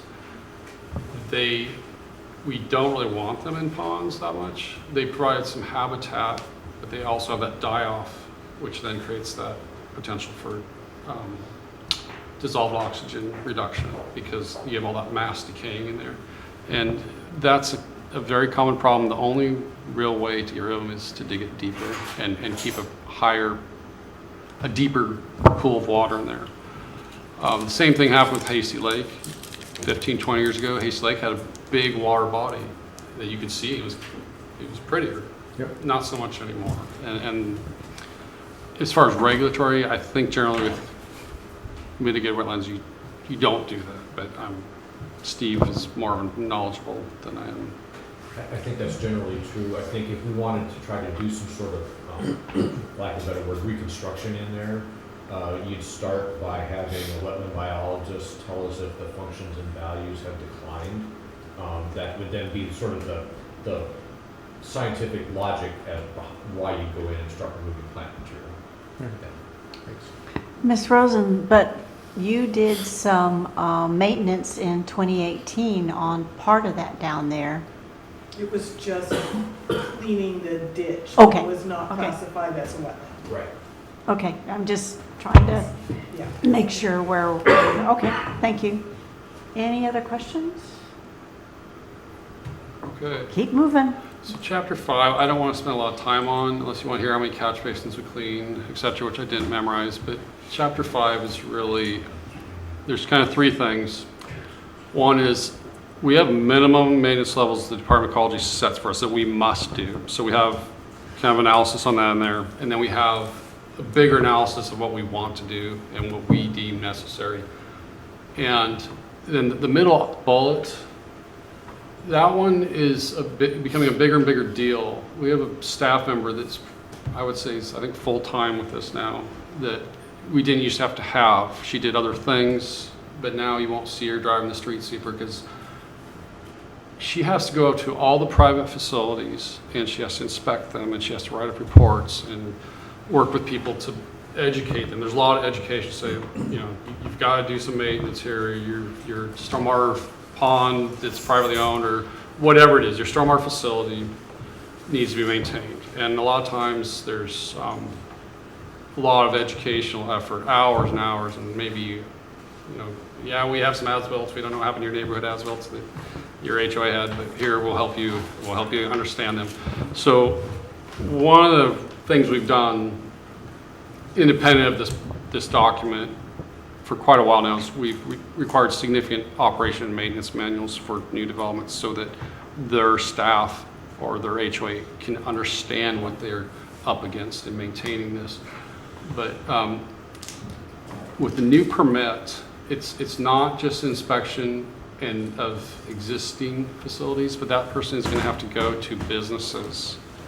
And that's not in the comp plan, but they're going to have to go to businesses and inspect and talk about storing things properly. Like maybe there's an oil drum outside. They're going to have to say, that oil drum needs to be covered. You can't have rain getting on and having oil wash across. And she will have to inspect a certain percentage of businesses within the community. Any questions on chapter 5? Councilman Larson. Thank you, Mayor Pro Tem. I'm going to reference page number again. Page 129, the annual totals for the annual maintenance expenses that are associated with this. We're looking at $392,000 and change. is that you talked about the bare minimum maintenance and the maintenance that we'd like to do. Is that table based on the bare minimum maintenance or the maintenance that we'd also like to do?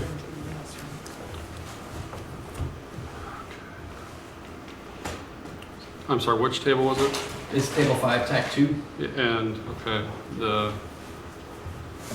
annual, thank you. And so you add up all those activities on the left, and then on the bottom right, the total comes out to $392,000. And so I'm just trying to wrap my head around, because you're talking about, well, there's what we have to do, and then there's those things that we'd like to do. So is this table more reflective of which one of those realities? I have to go back to the front of this chapter. Well, you're gonna talk about projects later on, aren't you? Yes, he's asking This about is the maintenance O&M. costs. This is the zoning budget.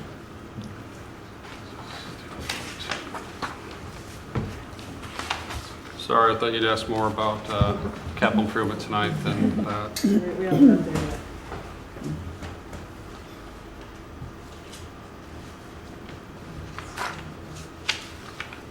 Well, I can tell you this is not the entire operating budget. This would be I think this is the just MPDS. labor. Right, I saw that it It's just doesn't labor. include, there was a number of things that it didn't include. Yes, exactly. in This is the plan. MPDS. I recognize the table now. This has been done for a while. Okay, so this is there with their minimum requirements then? Yes. Yes, Okay. that's This what- is based, yes, What we're required to do to meet the the minimum. Okay, thank you. Whose is this, Steve's? It's mine. There, yeah, yours. We're just gonna keep Steve's. Oh, Go back. So Kathy, to tie it in, this is what we're required to do, so this is part of our budget that goes into the rates on why we need to do certain things. Yes. This is not we can skim on this kind of thing. Okay. This is what is required to meet our permit. And it's not, it doesn't include the equipment costs, it's really just labor. Mhm. Our budget is, includes a lot of materials, it includes all of our equipment, the replacement, indirect cost allocations, utility tax, all of those things. This is just a small I portion. think at the beginning of chapter 5, there was a discussion that or there's some statement here that explains that, what she just said. I believe it's. It talks a little bit about what's not included. Yes. It does though, talk about adding equipment costs, equipment hours, and it provides a cost estimate. For of these, that. just for these tasks. Right. But there are other tasks that they have to do. But this all goes into how the stormwater rate is figured out, and this is just the labor part of it. And we have no choice. For certain tasks. For certain tasks, yes. Okay, I just want to, since we just had the discussion at the last council meeting and people wonder, well, what can we cut, what can we get away with, what, I just wanted to point out that sometimes there's a lot more layers than we think, and there really is no choice. You can't gift. You just got to do it, and it's got to be charged. So, Yeah, thank you. So the second sentence of the first paragraph of chapter 5 says, it examines and compares current maintenance efforts and needs with the minimums required to remain in compliance with the Department of Ecology's MPDS Phase 2 permit. So that's a reduced look. It's really shrunk down. So, any more questions? Okay. Chapter 6. So chapter 6 is kind of the meat and potatoes. That's the capital improvement plan. And so what we have on the screen here is the near-term 6-year plan. The way these documents work, we have a bigger list. It's right there, more comprehensive. But we do these every so many years, and we go through the projects, say what do we really need to do near term. And these projects, which include the ones on this page, but there's more. Those are things that the next comp plan cycle will be looked at, and things will be reorganized and they'll be reprioritized. And It really follows your true comp plan outline where you look at 6 years and 20 years. So this is the 6-year list, and the following is the 20-year list, which gets modified the next time you update your plan in 6 years. So, And normally, and these are high-level looks, normally, when you have these, some of these may not happen ever, because a lot of reasons. As we do the next comp plan, the longer terms are 20 years out or something, we may solve that problem with one of these. Like I said, if we did Friend Marsh, we may solve some upstream issues that would take some of those other needs off the board.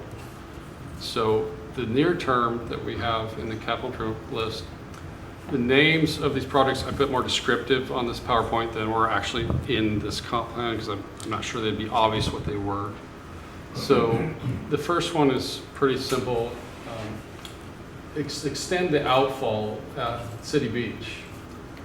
So it's basically extending a 30-inch pipe 70 feet. This is a pipe by the baseball diamonds. It's basically between the baseball diamonds and the adjacent condominiums. And what had happened is we extended our 42-inch pipes, which are our main, that's where most of our water comes out to Oak Harbor Bay. And that helped with the sand that would build up and clog them. It doesn't necessarily help with the high tides. Well, there's something called a drift cell, and when you change one thing on the beach, the drift cells change and sand will move and migrate differently. So we now have an issue with this 30-inch pipe by the condos plugging up. So the idea is we extend it further out, it won't plug up with sand. And we'll put a more modern tide gate on the end. That one's it's a pretty simple, no-brainer thing to do. It's more permitting issues than anything else. Any questions on that one? Okay. Oh, what that will help with is occasionally we have some flooding at City Beach and City Beach Street and Bayshore, kind of by the real estate office and our wastewater treatment plant. So the next project, the Goldie Street, Easy Street vicinity conveyance flow control and treatment improvements. So there's been some issues in the vicinity of Goldie, Easy. There's a lot of water that goes through some properties there, and so we acquired some properties and we're going to build probably what's called a wet pond. It will probably provide water quality treatment and stormwater flow control. That's actually being designed right now. We have Herrera working on it. So the west outfall pump and spill control vaults. So that's the older 42-inch line to the bay. It's the one that we jogged over probably like 8 years ago to be adjacent to the newer one. So now two go through. Well, they combine, or they come together adjacent to each other and go out in a kind of a common outfall next to each other. So the pump part is to put a pump vault on there and push the water out when we have high tide and water starts backwatering up to Beeksma and Bayshore. You've probably seen the pump on a trailer down there at times pumping. So this would be put a pump vault so our crews don't have to go down there in the middle of the night and man a pump. They would just, this would kick in automatically when it needs to and then turn off automatically. The spill control vault is, well, first we put a trash rack in it, try to collect some of the large debris, plastics, etc., try to keep them out of our bay. But the main thing is, it would be it's probably going to be a baffle vault, which is kind of like a septic tank where there's walls in there to trap floatables. So if there was a spill upstream and it went into the 42-inch line, let's say there's a gas tank leak, which those happen, or one time we had an electrical vault spill mineral oil and it went all the way down to the wetland. Maybe out it cost a lot of money to clean up. I think it was about $300-some thousand that the owner had to get insurance to cover.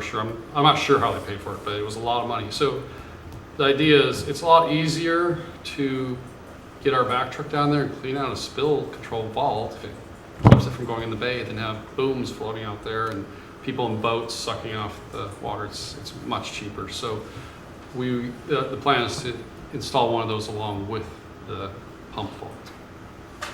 They protect our bay and make cleanups much cheaper, more efficient. Questions on that one? Okay. So the Friend Marsh retrofit feasibility study. So that would be, we talked about the Friend Marsh retrofit, and this would be the study to say, as we gear up to do one in compliance with the Department of Ecology requirements, is that the right place to do the retrofit? We're going to have to do a retrofit somewhere. So that's that one. And then convert well site 10 to detention pond. Well site 10 is a well we don't use anymore. It's up by Broadview Elementary off of 6th. By 6th and Fairhaven. We've had some localized issues, conveyance and flooding issues in that area. So what we would do is put a pond at the well site at the top of the hill to receive some of the flow during the runoff events, store it, the pond, store it for maybe a day and let it out a slow rate so it doesn't just go down the street and the pipes and flood or cause issues, erosion. Upsize would be Avenue and Fairhaven lines. That one it's basically just to increase some pipe sizes. It's just to take old pipe out, put bigger pipe in. That one is, to me, kind of a lower priority project compared to the rest of these, but it's still made it to the near-term project list. Okay, Passing Vault Treatment Retrofit Study, we talked about that. That's the vault that we're working on a new lid that are on the beach by Passaic Street and Pioneer, where the empty side could possibly be retrofitted for stormwater treatment only, not flow control. And then the 7th Avenue wetland, I talked about that. That's a study. So what's a little different is we didn't used to have so many studies in the capital improvement project list with all their comp plans, because we were really looking at conveyance capacity issues around town. Where we need bigger pipes or ponds for flooding, erosion, that kind of thing. But now our comp plan has to program. We have to look at these retrofits, and we have to do a study to determine where to do it. These basins are significant, and we are actually tasked with examining all of the basins in the city of Oak Harbor in the near future, and it's going to take a team to do that. And we even have to consider basins that are primarily in the county.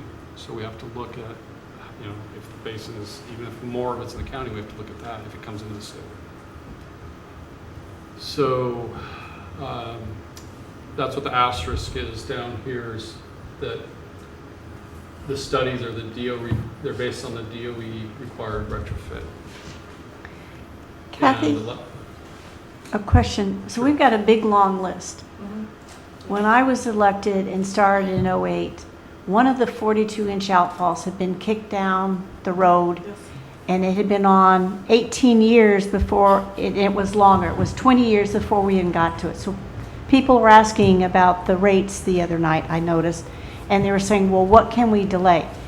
I know you don't know offhand, but some of these have probably been on the list a long time. And the problem I have found on council is we don't realize, you see these lists and go, that doesn't seem so important. Well, you get the rain and you get the snow melt and you get all this, and all of a sudden we've got 4 basements flooded, and we've got fire and police and everybody out there in the middle of the night trying to control things. And so that's another thing to think.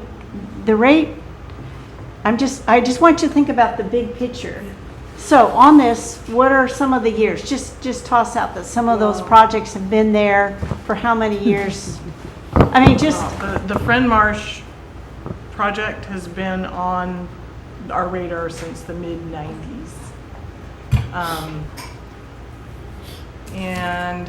I think the converting wells, Site 10 to detention pond, has been on there for many years. I don't know, maybe 10. yeah, I'd say at least 10. Yeah. Yeah. So some of them have been on there quite a while. Some of them are newer. The 7th Avenue is newer, and Yeah. that's driven by that DOE. Well, it's driven by our need for our capacity, just to protect our capacity. But I'm just get trying to the back. to get a big picture here. We see the list, and then I heard the discussion about the rates, and there's a disconnect. And so sometimes maybe if you could put in years that we've been looking at things, because councils don't want to be blamed for raising taxes or spending money.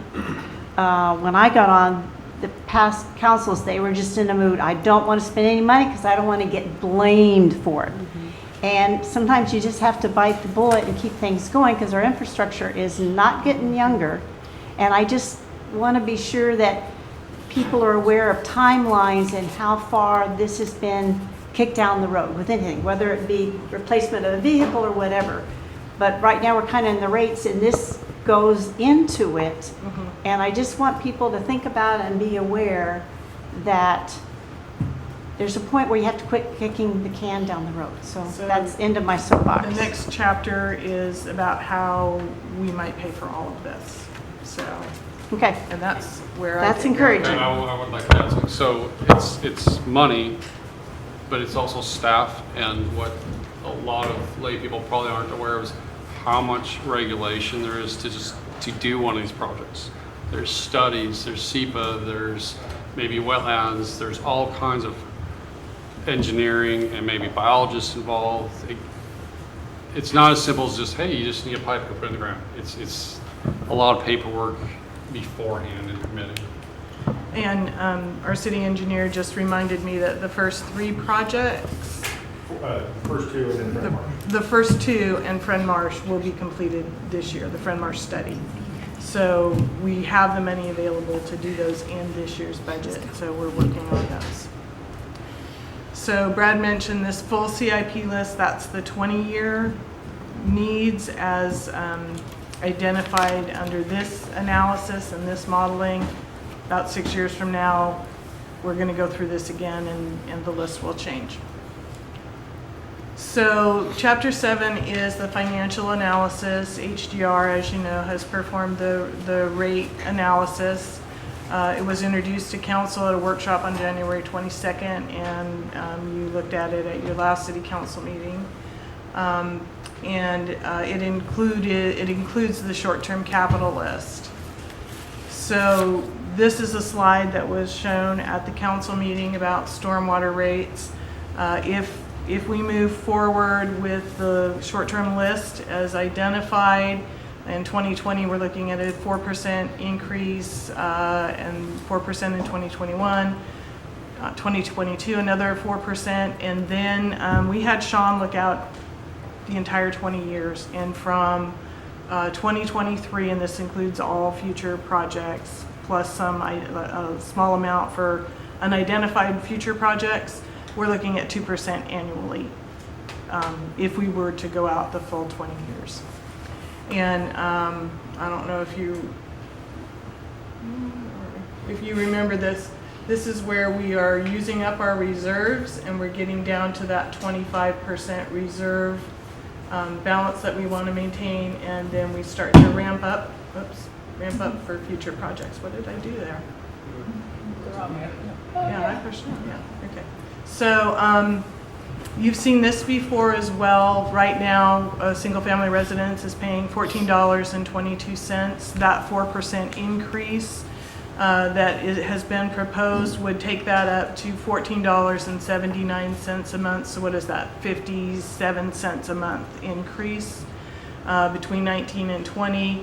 And then another 4% goes up to $15.38, and then up to $16 in 2022, and then we go down to a 2% annual increase. So in storm drain, it is not a large amount. It is an increase, but it is not a large amount to complete that short-term capital list. And I think what has been proposed at the last meeting was maybe a 3-year rate increase. We're looking at a 6-year capital list, so there's another opportunity for council to look at those rates again and look at the capital list during the budget cycles.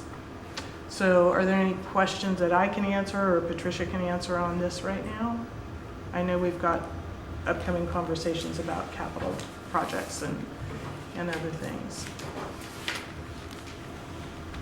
So our schedule, as Brad mentioned previously, we didn't complete this in the time frame we had originally intended, and that's actually a positive thing, because if we had completed it in our original timeline, it would have been obsolete, because DOE has now required us to address the water quality and the retrofits in our comp plans. So we were able to do that and catch up. But we had some staffing changes and other capital priorities, and then we got the permit. So that is where we're at. We have a no-cost extension through March with Gray and Osborne to get this completed. We're here today, and we're hoping to get this on your March 3rd council meeting, but we may end up having to push it just because of the short time frame to March 17th for your consideration to adopt it. So any questions? Okay, thank you very Okay, much, appreciate thank it. So who's up for the TBD? Yeah. Oh, engineer. Okay. Get this one. Oh, yeah. This was in the binder. I know, I still like my rubber bands. I wrap my packets in a rubber band. It drives Steve crazy.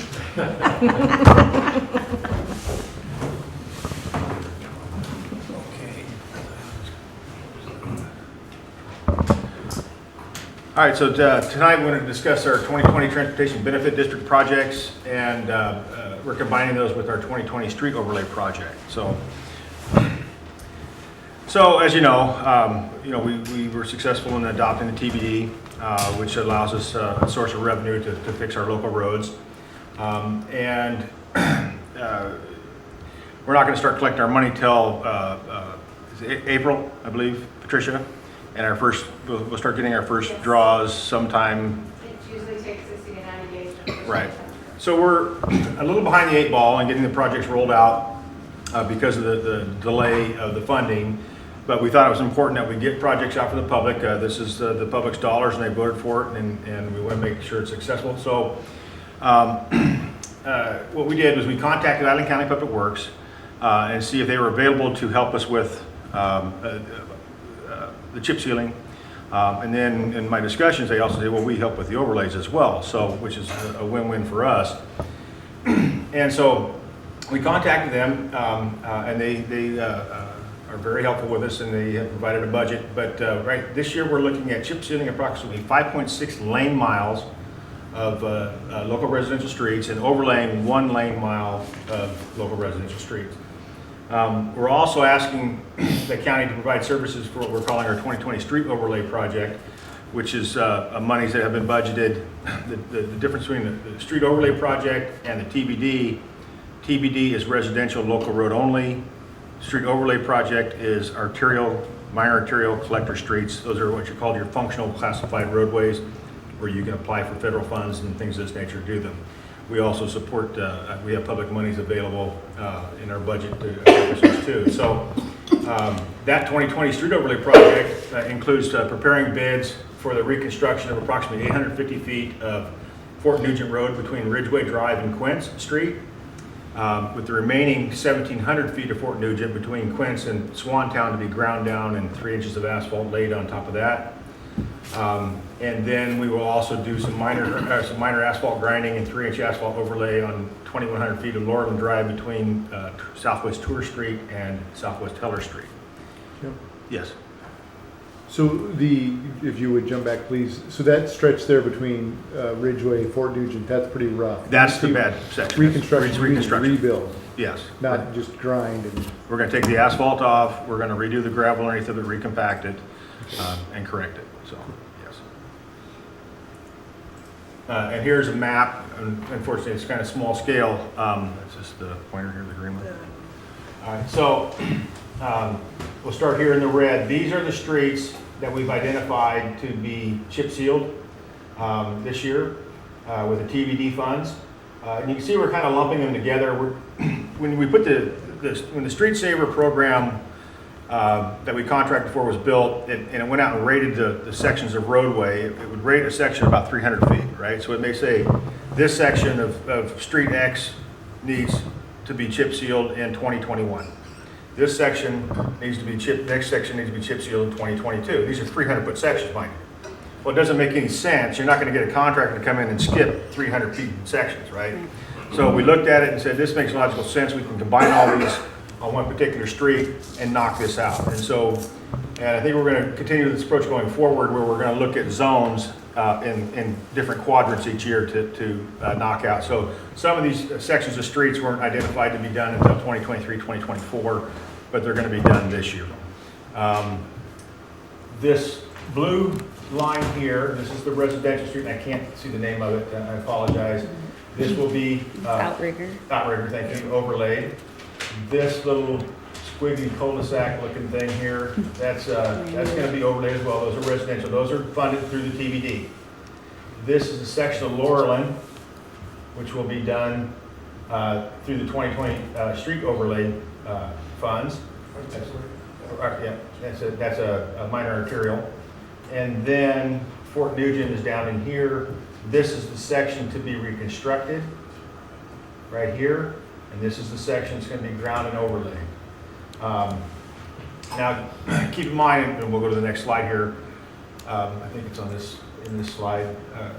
Ahead just a little. I thought I had it in here. I thought I put my definitions. Anyway, so 5.6 miles, lane miles, is approximately 5% of our total overlay, TBD project that we're funding. We have 103 lane miles that we need to do. So next year, we're looking at tripling this amount of construction so that we can get caught up and get on track to meet our annual projections. And then, of course, the 1 lane mile, that's included. So there's about 6.6 lane miles of road that we're going to take out this year out of the TBD and cycle through. The overlay on Fort Nugent is a long time coming. The county's been very gracious. I didn't know that they provide, they actually prepare the bid package and they go out and they work with solicit the bids and then bring them back and we approve whether we want to accept that bid or not if it's within our budget. And then they manage the contract for us. So it takes no staff time except my staff to prepare specific project plans for the contractor to bid with. So here's the proposal from Island County, and it's totaling about $1,132,000 here. It has a breakdown of what's in the project, all the bid items, and then here's the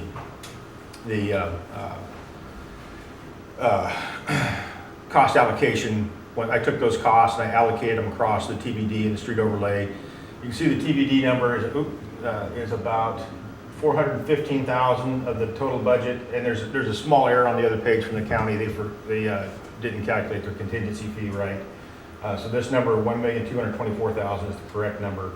But $415,000 is allocated to TBD, and $809,000 is going to come from the overlay street overlay program.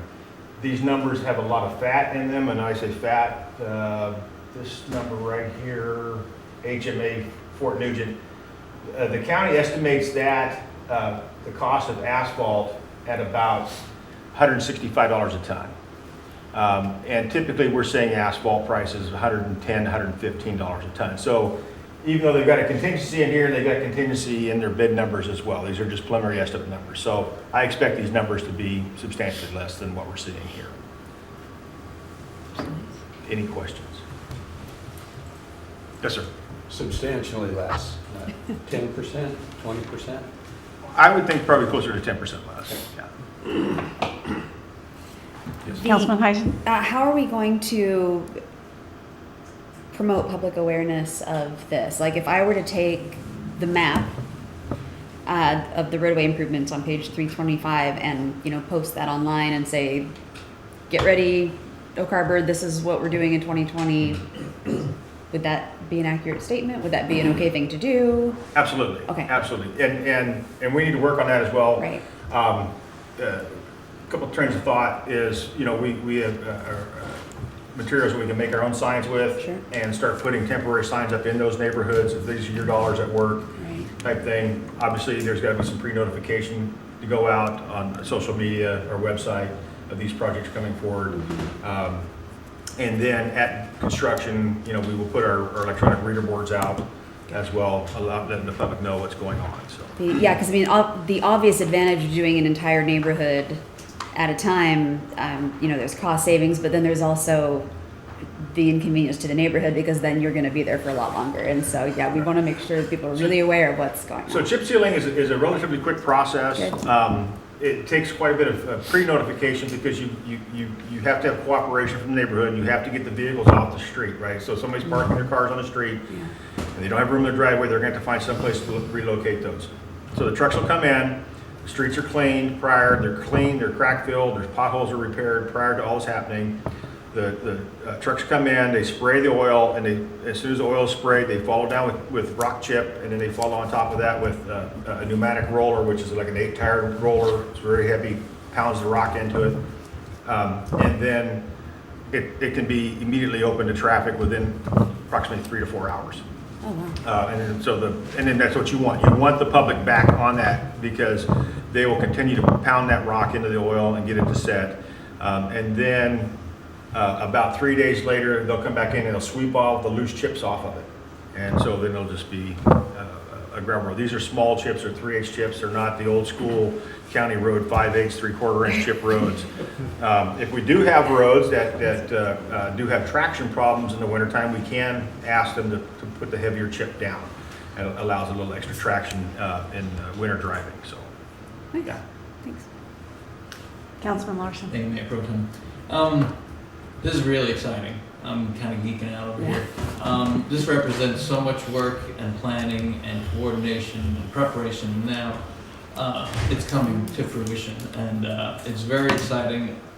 You guys have done a lot of work to get to this point. There's going to be a lot of work coming up, and I just want to make sure one of the things that we had some difficulties with was getting the word out and making everything line up so that we could get to this point. And one of the things that you mentioned, and I hope that it doesn't fall by the wayside, is getting those signs up. Wherever we're doing this work, people need to see this is what you voted for. This is this particular. This is your TB dollars at work, and they can see the progress that's being made, and they can see the work that's being done. Doing the work is great, but getting the word out, even with something simple like that, just showing folks this is what we said we were going to do, and now we're doing it. So I'm very excited moving forward. And I need to work with finance, see if we can do targeted flyers in the utility billing as well, to go in those statements to those folks, let them know. The other thing we also do is door hangers. You know, on these days you need to move your car. So there'll be plenty of notice going forward and prior to the actual event itself. But my biggest concern, and we're excited about this, going forward, working with the county, they were gracious enough to kind of hold their process open long enough for us to jump in this year. Typically, this has to be set by October in the previous year, right? And so we're going to be coming back to the council in August or no later than September with our plan for October that we can present to the county in October for next year, right? Now, the concern I have there is again, that we're going to be asking the county to do 3 times as much work next year. If they can't get to that, then we're going to have to scale back and then get what we can get, but think how we're going to go get these projects done going forward. Whether it's contracting out with a private contractor, or do we have to move in the direction of potentially buying our own equipment and doing our own work, our own chip sealing work. So, but that's a conversation we'll have depending on the county's availability to us. Because as you know, the county is working from one end to the other, and they have a plan to do this. I forgot to give you the schedule. So the schedule for this work, the pavement and overlay work will take place in June and July, and the chip sealing will take place in late August and September. And so we have a little bit of time before all that takes place. So the key area here is we start collecting the tax on April 1st, people will start seeing it. And then really soon after it, they'll start seeing the project. So we want them to see the paying of the taxes and the spending of the taxes according to our plan. And we're following our plan here and being aggressive and utilize that money in kind of a pay-go. As the money comes in, we spend it on projects. Thank you. Councilman Mack. Thank you, Mayor Pro Tem. Mr. Bridges, so this is what's on plan for 2020. So I suspect that you have other streets for 21, 22. I know it's going to be based on, like you mentioned, what the county can work with us on next year. How far out are you going, and kind of how many zones are you looking at there? Well, our program was, well, first of all, we're eligible to collect the taxes for 10 years. The program was originally set up to be a 7-year program. At the end of 7 years, then you recycle, you start over again. That's what you want to do. You want to get to that point where you're overlay or chip sealing your roads every 7 years, right? That keeps them maintained. So the way chip seal works, and you weren't on council when we went through this, so the way chip seal works, chip seal seals the road, right? So it keeps the moisture from going in, which is what destroys our roads, right? So that is the cheapest alternative to this, right? This project here is, I estimate, about 41 cents a square foot it costs, where asphalt is about $2.40 a square foot. So,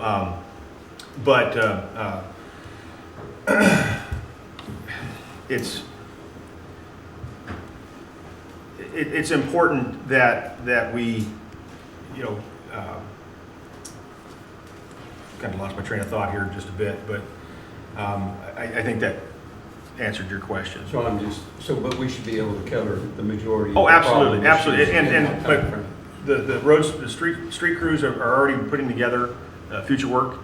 And we're going to try to hit the certain quadrants each year to break it up, so everybody's getting a piece every couple of years. I was just approached about Whidbey Avenue from Heller on down. Right. So I was just kind of figuring when that. So Whidbey is a functionally classified roadway, and so that would come out of either a federal grant or state grant or our street overlay project money, not our TBD money.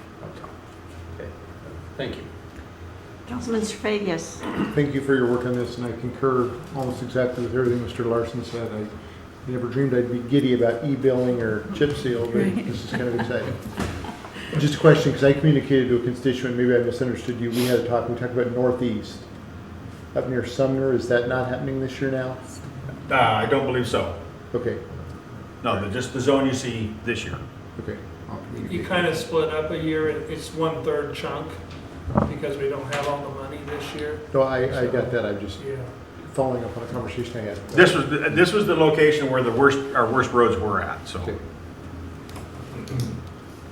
Other questions? Thank you. So the plan would be to bring this back on March 3rd to adopt a resolution to enter into the interlocal agreement with Island County for these services. While we change people, if you want to stand up for a minute and wiggle or whatever, the seats are getting kind of hard. So, give everybody a short. I'll let you drink. It's hard to sit here.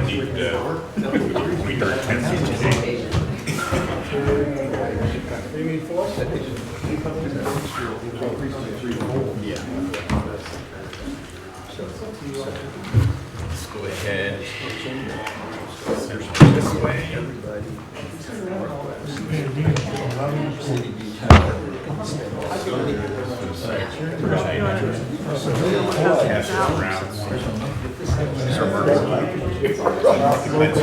Yeah, I was reading the email.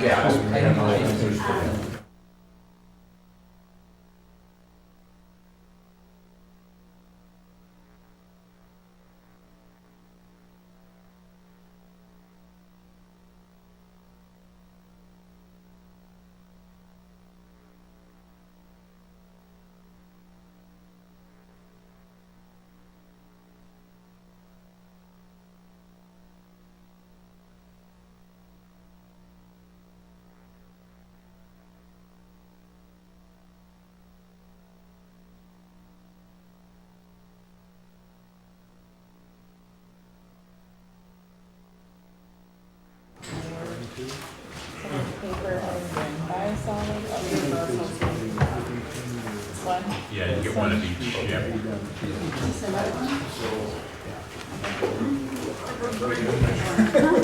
Harbor Green. Brought my water bottle in here, I think. Chief's got glasses and water. No, I see that. Pick up some water. Oh, goodness. Oh, I'm good. Oh, that's right, I just showed you. I know.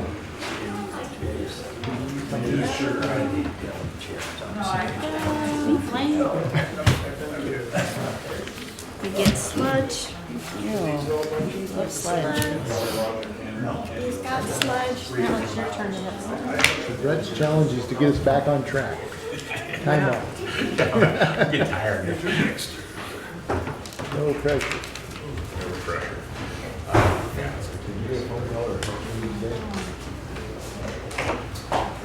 Mr. Arverson, you've got the pointer. Let's go. Good work here. Thank you. Here to talk about biosolids marketing. To give you some background, just to get people back at the speed, we put the clean water facility into operation in November of 2018. And our dryer went into continuous operation in September of 2019. Of course, biosolids are treated residue from the treatment process. Brought my handy dandy sample here. They are intended to be a beneficial reuse as a soil amendment. About 2 years ago, anticipating time to develop sites, we actually contracted with King County for a beneficial reuse. We didn't feel we had a local marketplace, so we had a place to take it when we had it ready. Our clean water facility does produce a Class A biosolids, which has no restriction on use. You can take this bottle home with you, and there's no problem with it. The fecal coliforms are zero, no bacteria. Also, anticipating the need to develop local demand for the product, we contracted with EnviroIssues to assist with the marketing plan because we do want this material to be distributed locally. Our current status is we actually got DOE to provide a quick approval for our Class A material. One of the reasons we went with King County is we thought it would take several months. Well, they actually gave us approval prior to EMS being fully operational. We have been able to find local sites and customers for our biosolids, so we have avoided the cost of going to the King County site, which is nice. But looking at it, our local marketplace has seasonal limitations. Right now, we're disposing on 3 farm sites, and they enjoy the material, but they're going into their crop season, so they're not going to take any more this year. We do have another source that's more year-round. Also, I gave you a letter to the editor, but this last summer and fall, Lyon County encountered a controversy. They had been applying Class B solids from their lagoon system on local land, and they made some mistakes with it and got the neighbors all upset. And so there was quite a bit of issue. Phil Matthews, operator and I went out and attended the public hearing. It's a Seahawks night. I thought nobody'd be there, but it was well attended. The nice news coming out of it is we took a bottle with this, and people says, okay, we hate Class B, but we're fine with Class A. So that letter to the editor was happened the next morning. So it does say, one is we need to market this material and keep our image up. And 2 is, the thing is, if we don't do this, we can get the costs. Because Island County did, shortly afterwards, raise your septic fee for the cost of hauling the material. We're going to do that. So there are direct cost impacts with this marketing. This is our biosolids operation. This is the bin. We fill up one of these about once a week. This is the site we're doing now. We have a site, in addition to a farm, it's a topsoil provider. Topsoil they send out for fill material is pretty sterile, so they've been mixing this stuff in with their topsoil, and it's actually been pretty popular. So right now they'll take all we want, so that'll give us relief that we don't want to depend on that forever. Why market? Because some of our sites are only seasonal applications, so when we're dealing with farmers, we hope to. That's also a lot of word by mouth right now, and as the farmers become more successful with it, they're going to increase our demand, but we also got to recognize that that's seasonal, so we need to have multiple marketplaces to go to. We also want to maintain our local acceptance and avoid the controversy. Like I say, the county got us all into trouble for a while. We're able to work our way around it, but any controversy where we also can't dispose on the island is going to add a lot of cost to us. So we always want to make sure that we have a positive, this material is good material, but people get scared of it because they think it's sludge or something, and we need to make sure they're aware of that. Hopefully we can increase demand for our product and obtain some cost recovery. Right now, we're just hauling it out there, and hopefully we can get some demand for people to buy it or pay the disposal cost or help subsidize a little bit. And again, we want to provide public education on the use of materials qualities. So if you get your neighbor comes out, you know, all of a sudden your neighbor puts some biosolids down, and you're worried about being toxic waste, or we can alleviate those kind of fears, because those are real fears. And the night with the county meeting was good education on that. We did have Envirovisions working on products. This is, we started up with a name, and we're starting to do some graphic stuff. So we have a product brand, we're going to call it Harbor Green. And so we've got some basic graphic materials and things like that. We are starting to prepare several support documents. We want a general handout. There's several technical handouts we want to do, so that we are moving ahead with that. But the thing is, they're also giving us a marketing plan, and we need to identify who do we need to talk to, have people to talk to, like talking to gardening groups, those types of things, talking to agricultural groups. We want to make sure that we have a presence, and if there's an important meeting in the county or in the region, we want to make sure that people are there representing this. There are several trade groups and groups like that who are good for that. And actually the Soil Conservation Service here in the county has been a great help with that kind of stuff. While we do a marketing, a lot of it is word of mouth, so we want to make sure that we're in front of people. Our next steps is to continue to develop our local presence, implement our marketing plan. We are, preparing the products. We do want to discover other potential customers for our material. So far so good, but we definitely want to have more people wanting it than we have material available. Also, there's a question that we have is right now we're concentrating on the bulk market, and in the long term that's more cost effective for us, sort of from a management standpoint, just in terms of handling it, our ability to handle it with one truck a week versus bagging it or doing something else like that.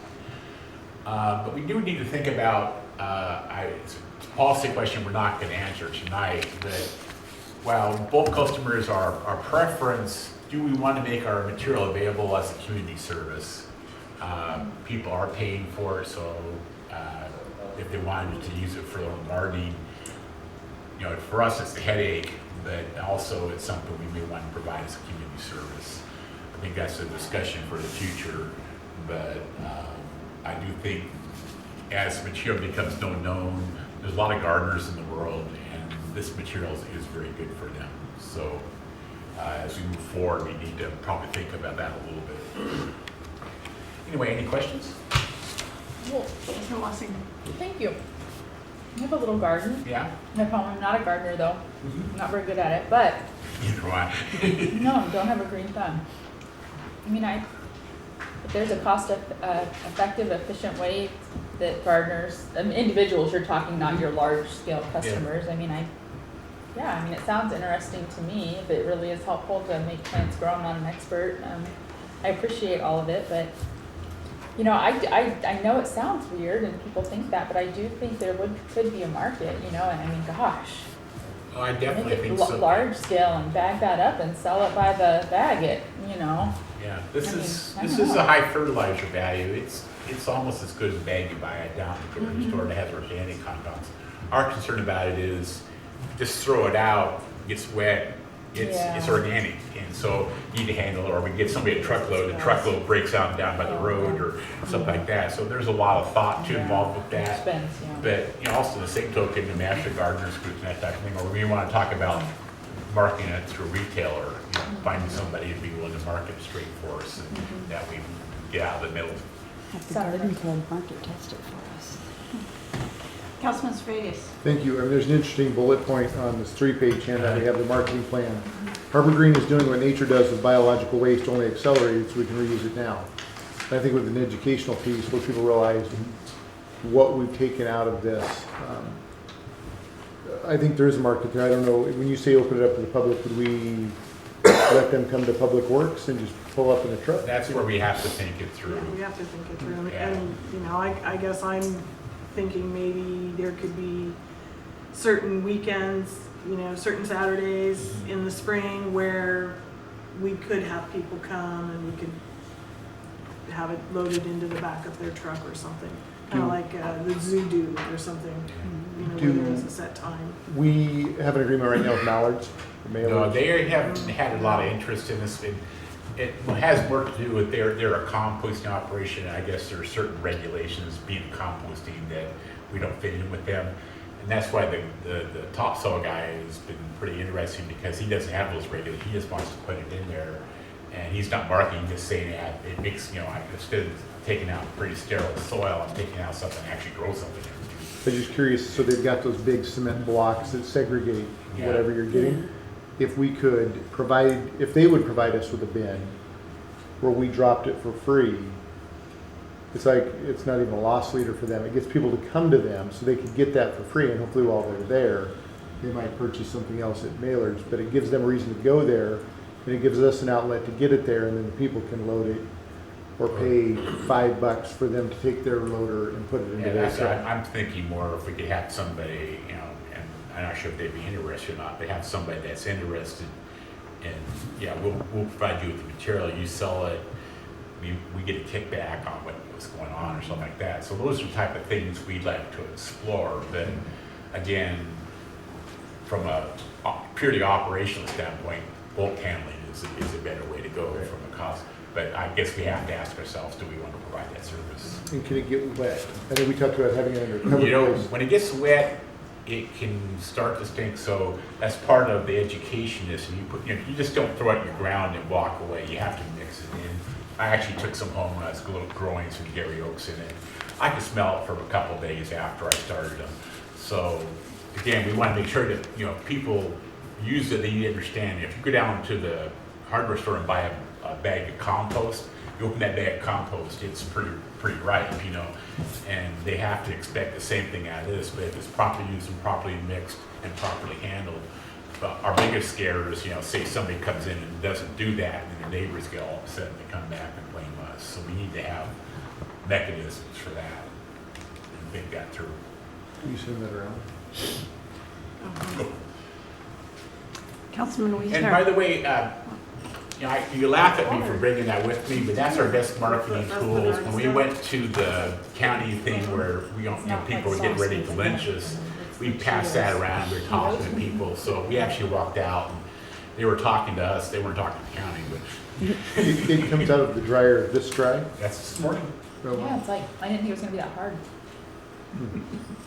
Very fresh. Councilman Wiesner. Thank you, Mayor Pro Tem.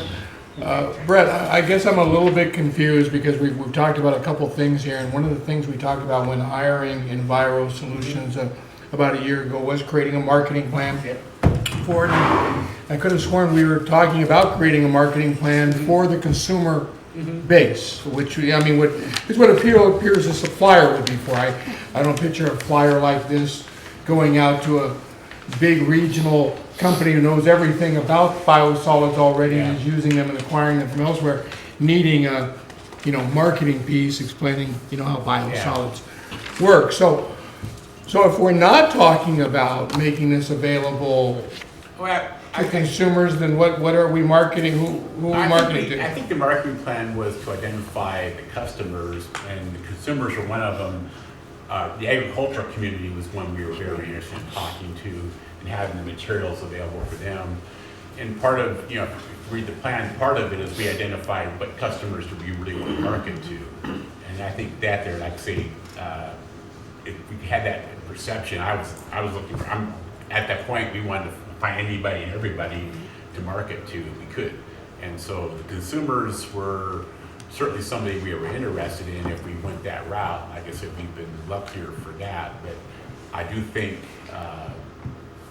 if we go consumers, but talking to the agriculture community has been very important to us, and having this information has been critical. So up until now, over the last 8 or 10 months that we've been working with Enviro Solutions, all we've really done is identified target markets. We haven't really created any pieces to start marketing yet. That's the next step. We didn't really start marketing until we had the material available. So I actually delayed them starting because until I had something to show people, it really wasn't. I didn't really want to go too far down that road. but we still have to generate that material for agricultural marketing, generate material for And wholesale marketing. We've already generate- started that. We've already done some of that already. And so this is more general consumer, general information. So if we go out to a garden show or something, we have something to take with us. Well, I'd certainly like to see what we've got going for the agricultural side. I mean, obviously, that's going to be the big bulk purchasers, right? I mean, the money we're spending on marketing, right, we've got to look at and make sure that obviously we're saving in the cost of shipping or disposing of these goods otherwise, right? I mean, that was the plan. So obviously, the agricultural side of it that probably has the best potential to mitigate our cost of disposal, which then helps offset obviously the efforts we're making marketing. So when you get a chance, I'd like to see that. Yeah, like I say, this is, I wanted to get before you get in front of you before we started actually printing stuff. All right, appreciate it. Thank you. Councilman Hayes? Makes sense. Thank you, Mayor Pro Tem. Just so I'm clear, the idea of getting it into the hands of the average gardener isn't, or the hesitancy to do so isn't necessarily because we don't want people to have it, but is it like a manpower thing? Because we would have to physically bag up small amounts of this versus just letting people pick up a truck load? That's how we think it through. Okay. So, the easiest thing is come down to your pickup truck and filling it up and driving off. And Like, I like the public works idea. People could come and get it because the manpower associated with. Say what happens if somebody comes to your packaging. pickup truck and they drive down the road, the pickup truck breaks down and sits there for a week. We have to make sure we think through the potentials for that, and we need to have somebody there to watch it, right, kind of thing. So again, we want to talk about if we want to do that, if there's interest in doing that, before we go down that path, we need to think it through as a policy and what do we want to do, because it may be more expensive for us to do. Sure. It's surprising how complex something like Councilman this. Mack? Thank you, Mayor Pro Tem. On the slide here, so currently we're just stockpiling. No, that's actually being applied. Okay. So how much inventory do we have on hand, and how much do we accumulate every 30 days approximately? We make one of these guys a week. A week. And so this is a mixing fan. This is topsoil mixing. So we come out, we dump the load, and he mixes it in with his topsoil. He's got a screening system, and it goes out that way. So currently, how much inventory do we have on hand? We don't. It goes out every week. Oh, okay. So we don't have that pile there. No, we're not storing. No. Oh, so it's completely used out. Yeah, our best thing is it goes out, we just apply the same thing now. Sometimes weather or other issues will delay you from that. Our preference is not to store it. Right. And we have a storage facility up with Public Works, but we'd rather not use it. So that's where this site's been really good for us. So when we can't get on a farm, this guy will take it. Right. And he's mixing it. Well, with Councilor Jim there, that our best application is for agricultural, especially if we start producing a good amount of quantity. But it just all depends how much quantity is being produced, is who our customer is going to be. And also it's a function of demand. So like I say, the farm community is a short period. We started applying with them in October, November. They're not taking any right now because they're in their planting season. So we can't apply on their fields for a while. I'm a little bit familiar with this, not to go too much detail. On my wife's family farm in Echo, Oregon, they're in their third 10-year contract with Portland Metro, which Portland Metro hauls it down to Eastern Oregon 24/7. They have lots of desert country, and they have been putting this on their far back desert country for the last 25 years. I've actually been to that farm, man. Have you? Addison Farms? Addison Farms, yeah. Okay. And yes, you've got to be careful what you do with it, where you put it, but it's that's a big customer, and now nobody wanted it. But then when they started doing it, a lot of the farmers in the area want to get their hands on those contracts. Yeah. They can't. Well, I came from a sewer district in the Portland area, and we actually we didn't go to that farm. We actually have been applying Class B in farms. We were in the south part of Portland, and we applied. We had 5 or 6 farmers that took it every year. We've been doing that for 30 years, and they were very satisfied with it. The material itself was real good. It's the perception of it that we want to be That's careful exactly about. right, education. Education. What the county did was, they were applying on their farms. Their contractor was slopping on the road, making a mess. Wasn't keeping it clean, and got the people riled up. And all of a sudden, it was poisoning the environment. So, to me, part of our marketing is keeping people aware of what our material is. Councilman Larson. Thank you, Mayor Pro Tem. Just a quick point for clarification, Brett. Earlier when you said kickback, what you meant was a predetermined contract amount received for services or products rendered by the city. Correct? Yeah. Okay. Thank you. I got to get a little more fancy. A legitimate transaction. I like that. We don't like that word in council meetings. Any other questions? All righty, thank you very much. Are you on the next? You have the next one too? Yeah. Oh, Mr. Bridges too. Don't get moved yet. Okay, let's pass.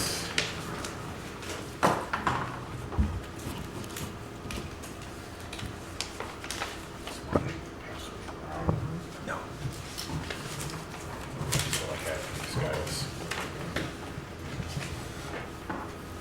So I'll go ahead and get started. This is item number 2. This regards our sewer overflows in February. As you're aware, we experienced sewer overflow on February 5, 6, and 7. Flows were both bypassed at the clean water facility and a manhole overflow on Ely Street.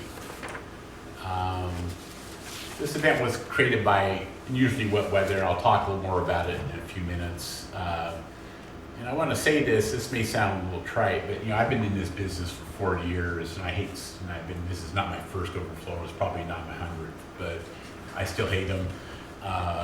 But also I think, while this is unfortunate, this was a solid test of our facilities, and I think we came out of it pretty well, and it was also taught us a lot of things. Causes overflow is basically these flows were from sewer flows way beyond our experience and our expectations. I can talk a little bit about this there. These kind of peak flows are generated by a phenomenon we call in the business called infiltration inflow. You'll hear me talk about I&I, it's the same term. I&I is basically a fancy term for leaky pipes. This is not unusual to sewer systems. But this event is more created by high groundwater, not so much by direct rainfall. Where did the water come from? We operate a sewer system, which is called a separated system. The sanitary system and the storm drainage system are separate pipes in the street. Inflow and the I&I equation results from direct and most times illegal connections of drainage. So you have a rough drain or a catch basin connected to the sanitary system. That causes inflow. And your flows, if you have those kind of connections, your flows jump at the plant every time it rains, which we don't really see. We do operate a sewer maintenance program as part of the sewer fee that works to discover and eliminate inflow sources. So that's when we generally go after very aggressively. The cities has been pretty aggressive about that, and we don't see, as I'll demonstrate to us, that our sewer flows are not significantly influenced by normal rainfall. This is sort of an overview of I&I. You have the house, you have the main in the street, and then you have a lateral between the house and the main. Inflow is, here's a roof drain that's directly hooked up to a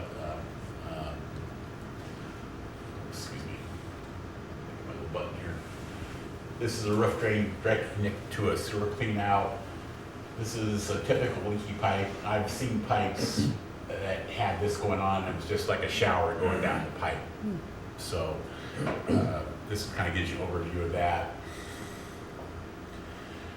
What happened to us is mostly related to infiltration and related to groundwater, excuse me.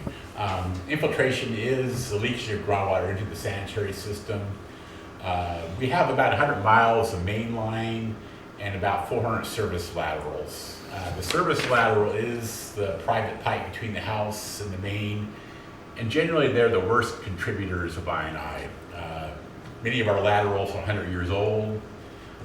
They have a wide variety of materials. We still have a lot of old clay pipe in the ground. We think a lot of the flow actually was coming from the east side of town. You know, when I started my career in the 70s, the late 1970s, water tightness was not a consideration when you put in a house lateral. You know, plumbers put them in and expected a leak. I remember early in my career, we were doing house inspections and we get into fights with the plumbers about, well, you know, what do you mean the thing won't hold air or, you know, pressure test? And he says, yeah, it's supposed to. And he said, well, they're supposed to leak. And we said, no. But it's changed a lot now. Our modern materials are a lot better for that, but we still have a lot of pipe out there that's old.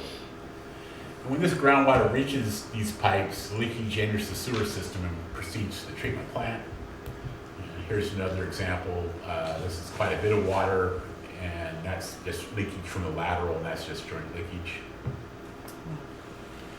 But why was this one different? In Western Washington, Oregon, you know, a peak flow event happens every few years. We've had two since I've been here in the last 5 years, in 2015 and 2017.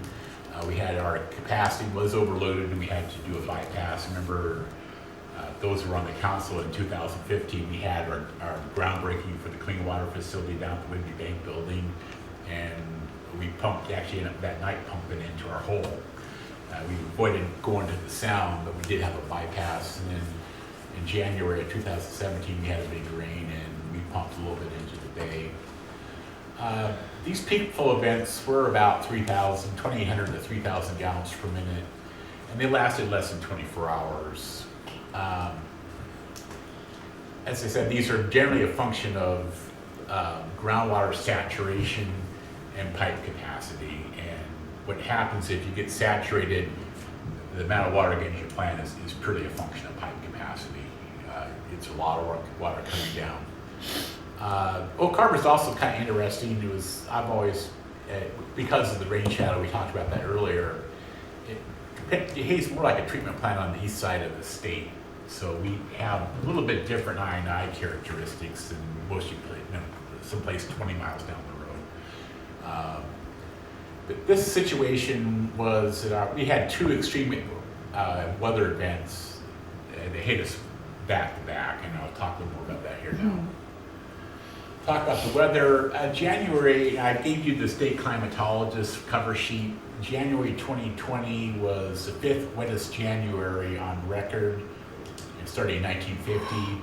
And the state climatologist actually specifically referenced the Naval Air Station here at 3.95 inches. We actually saw 4.5 inches at the plant. But then on February 4th, so we had a wet January, then starting on February 4th, we were hit by an intense rainfall event called the Pineapple Express. You know, if you watch the weather people on TV, they talk about Pineapple Express coming in. This one was actually not a big one. I've seen it much worse, but we received about 2.8 inches of rain for 60 hours. And our total month, our normal month in February is about 2.3 inches. So it was a lot of rain. For a 24-hour period, we had about 1.6 inches, and that's in our stormwater world equivalent of about almost a 10-year event. So it was not only wet, but it was also intense in there. So I call antecedent conditions, the previous conditions combined with Pineapple Express, we just got hammered, especially in the groundwater world. Here's the state climatologist report that's in your packet there that references the wet January. From a regional perspective, we weren't the only person experiencing overflows. I actually gotten calls Wednesday morning saying we're getting hit, or we already had guy from Kroll told me, he says, you know, they had several clients, how are you doing? And I says, well, so far it wasn't too bad. All of a sudden it started climbing on us. So this was not the only one, and when we called in, they were getting calls, been getting calls all day. The governor's office did issue a state of emergency for Island County, so it doesn't issue this kind of emergency every time it rains around here, so it was a significant event. And that's also, I'll talk a little about later, also significant in certain other issues. Our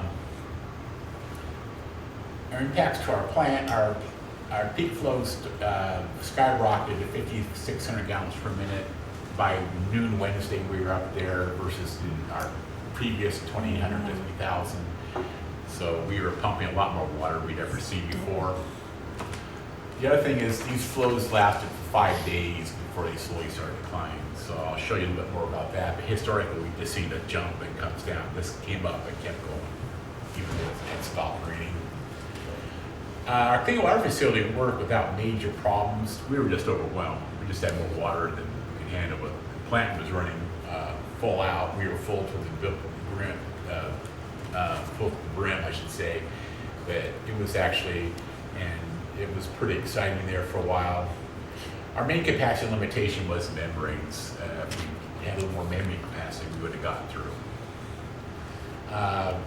But for a period of 30 hours, we had to pump excess flow. So about 11 o'clock Wednesday night, we done all of the magic we could do. So we actually started to bypass. We bypassed to a stormwater pond for about 12 hours until about noon. And we weren't keeping up, so we then had to do a direct pump to the day. We pumped until about 4 o'clock Friday morning. And then we were able to get back and get the plant operational again. We were always operational, but we were able to stop the bypass. But even then, we filled back up again by Wednesday night. We limped her on Saturday, and about 2 o'clock Saturday, we came this close to having another overflow, but then we found a sweet spot on the pumping, and we were able to plant what was coming in versus what was going to the plant. We ran that to about midnight, then the flow started to drop off. And Sunday, while the flows were real high, we started to catch up on it. And this kind of talks about use my little pointer thing here.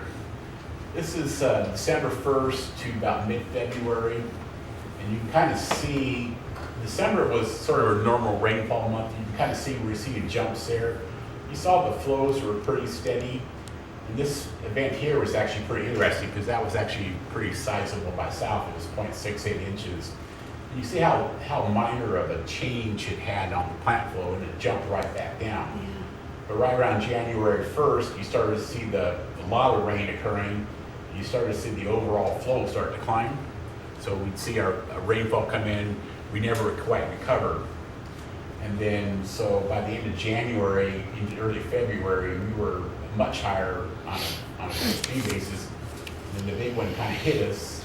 You can see it jumped up, but it didn't ramp down for quite a while. I'll show you a little bit more detail. So if you look at the 4th of February when it started, we were running about 3.21 MGD. The 5th, when it really started getting wet, we jumped up to 4. And we were at max flow about noontime. Thursday, we saw 5.49. And Friday, we were still seeing 5.52. Then you see the rain going away. It was dry. Our plant flow was staying high. So that was basically driven by groundwater. We were draining groundwater. Yeah. So, and also you see, it didn't come down very fast, so we didn't come back to our normal level for almost a week. So it was interesting. And I guess the question we hear about towns, we got a new treatment plant, why did we overflow? Our plant was designed based on DOE standards. We call it the Orange Book. And our plant design flows were approved by DOE. The design method and standard for existing sewage treatments is take what we know and extrapolate it. So we knew we had a historical record of plant flows, and we added about 25% of it to it. Our previous peak day was over 4 MGD in our plant, and we operated over 5.5 for 5 days. So I would hate to say if we didn't have the plant, we would have been a mess. You know, and though tax to its limit, our treatment plant systems without, I mean, sitting there at 2 o'clock in the morning with things running full out, you know, it would have taken one membrane to hiccup and we would have had a big problem. And it ran like a champ. We talk about the regulatory impacts. Of course, when we have these events, when it starts off, we do an emergency. We have requirements to make notification calls to Department of Ecology, Health, and to Island County Health. We made those calls between 11 and midnight of Wednesday. We issued, next morning, we are required to issue a press release per our legal requirements and post signage, you know, tell people to keep away from the water. We did have follow-up calls during the event with our regulatory agencies Thursday and Friday. We did not talk to them Saturday, but they were well aware of it. Now what happens when these do occur is the sailfish areas in the vicinity are closed for 3 weeks, so that 3-week period started Friday morning at 4 a.m. So this Friday we're back clamming. We did send up follow-up reports to DOH and DOE. And we are subject to enforcement depending on the circumstances. That's where the governor's declaration is very useful for us. When you have a declaration of emergency, the regulators have a lot more enforcement discretion. And also it depends on not only the circumstances, the rain, that sort of thing, but how we responded to it. And we left no stone unturned, you know, trying to make this thing work. And our guys were really heroic. You know, we did. We fought it every way, and we got it back online. And they're quite aware of that. So hopefully we shouldn't see too much coming out of that. But I can't tell them what they're thinking right now. But we did put ourselves in a situation where, yeah, we had a bad situation. We made it worse.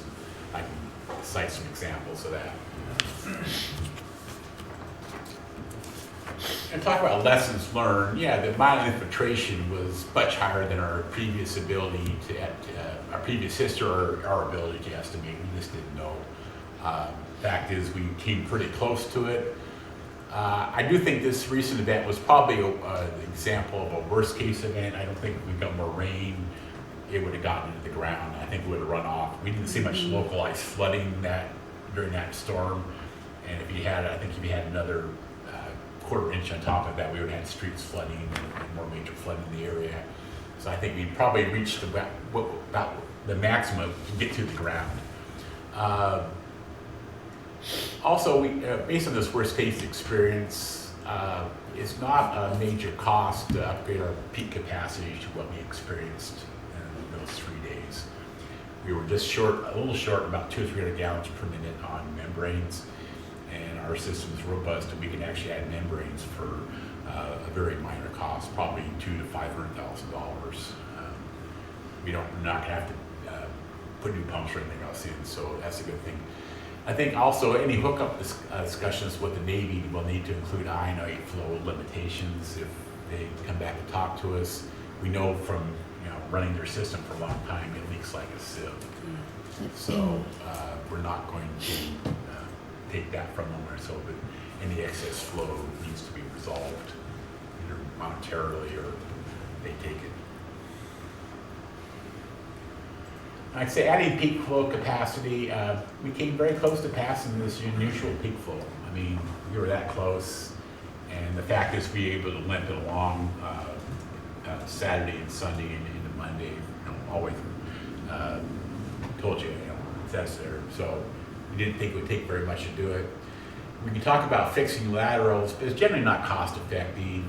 These are private pipes, property owners own them, so we require each property owner to spend $5,000 to $10,000 to fix their lateral. And it's something that has to be done comprehensive. One bad lateral will catch up with the issue with these type of problems is for every leak you find, there's probably 10 out there you can't find. Upgrade our membrane system is a fairly cost-effective solution, and I think it's probably something we need to explore into the future pretty quickly. Questions? Councilman Heisen. Thank you. That was the first question I wrote down is, should we buy another membrane cartridge?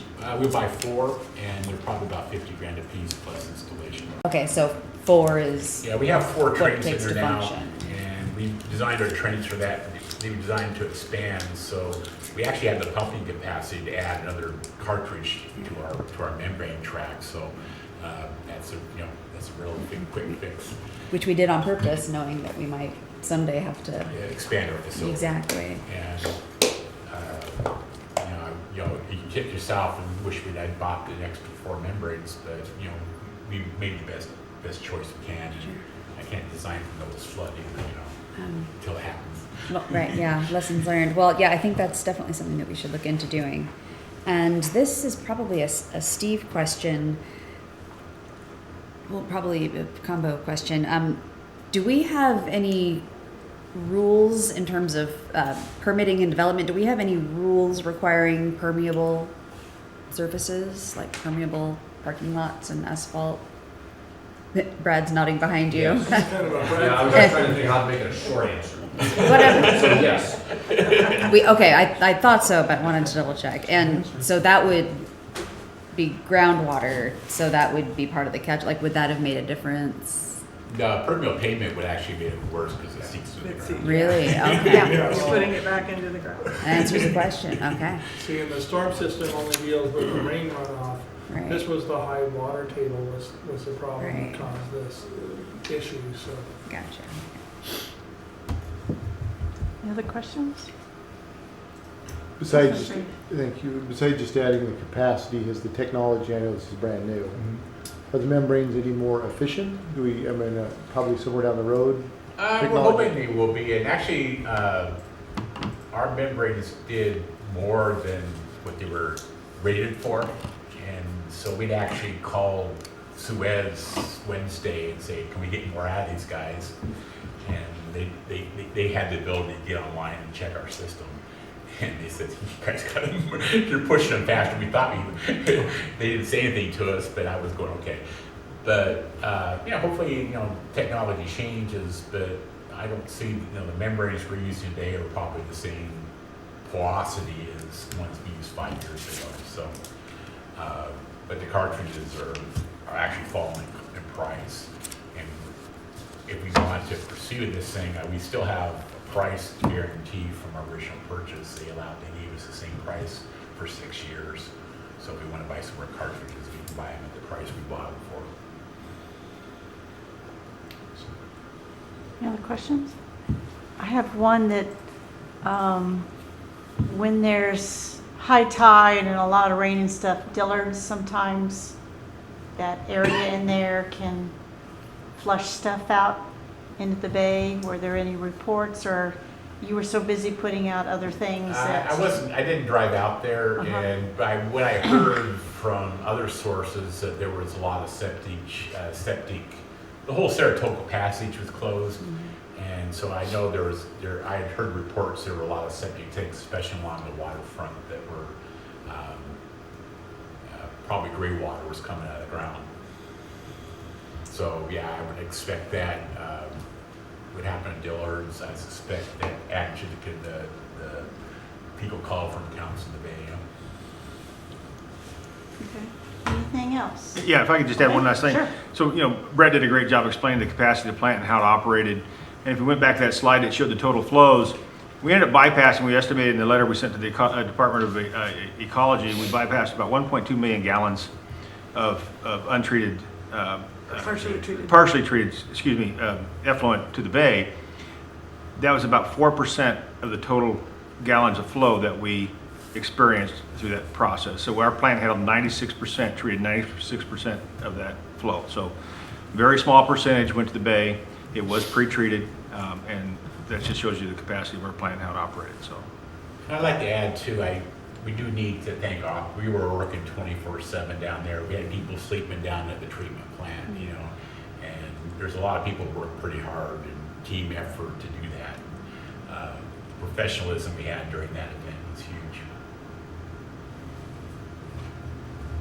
Be sure to relay to them. I know we talked at another time, but Yeah, that's a lot of dedication to say, no, I'm just staying here, I'll catch a few night winks when I need it. But that's the pride I think we can say for Oak Harbor and the city employees.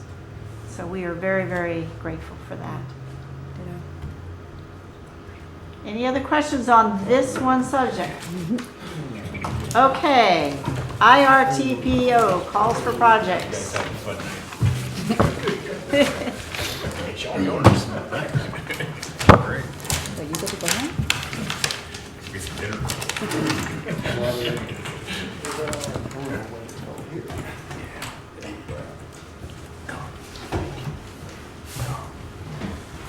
All right, thank you. So recently on, I believe January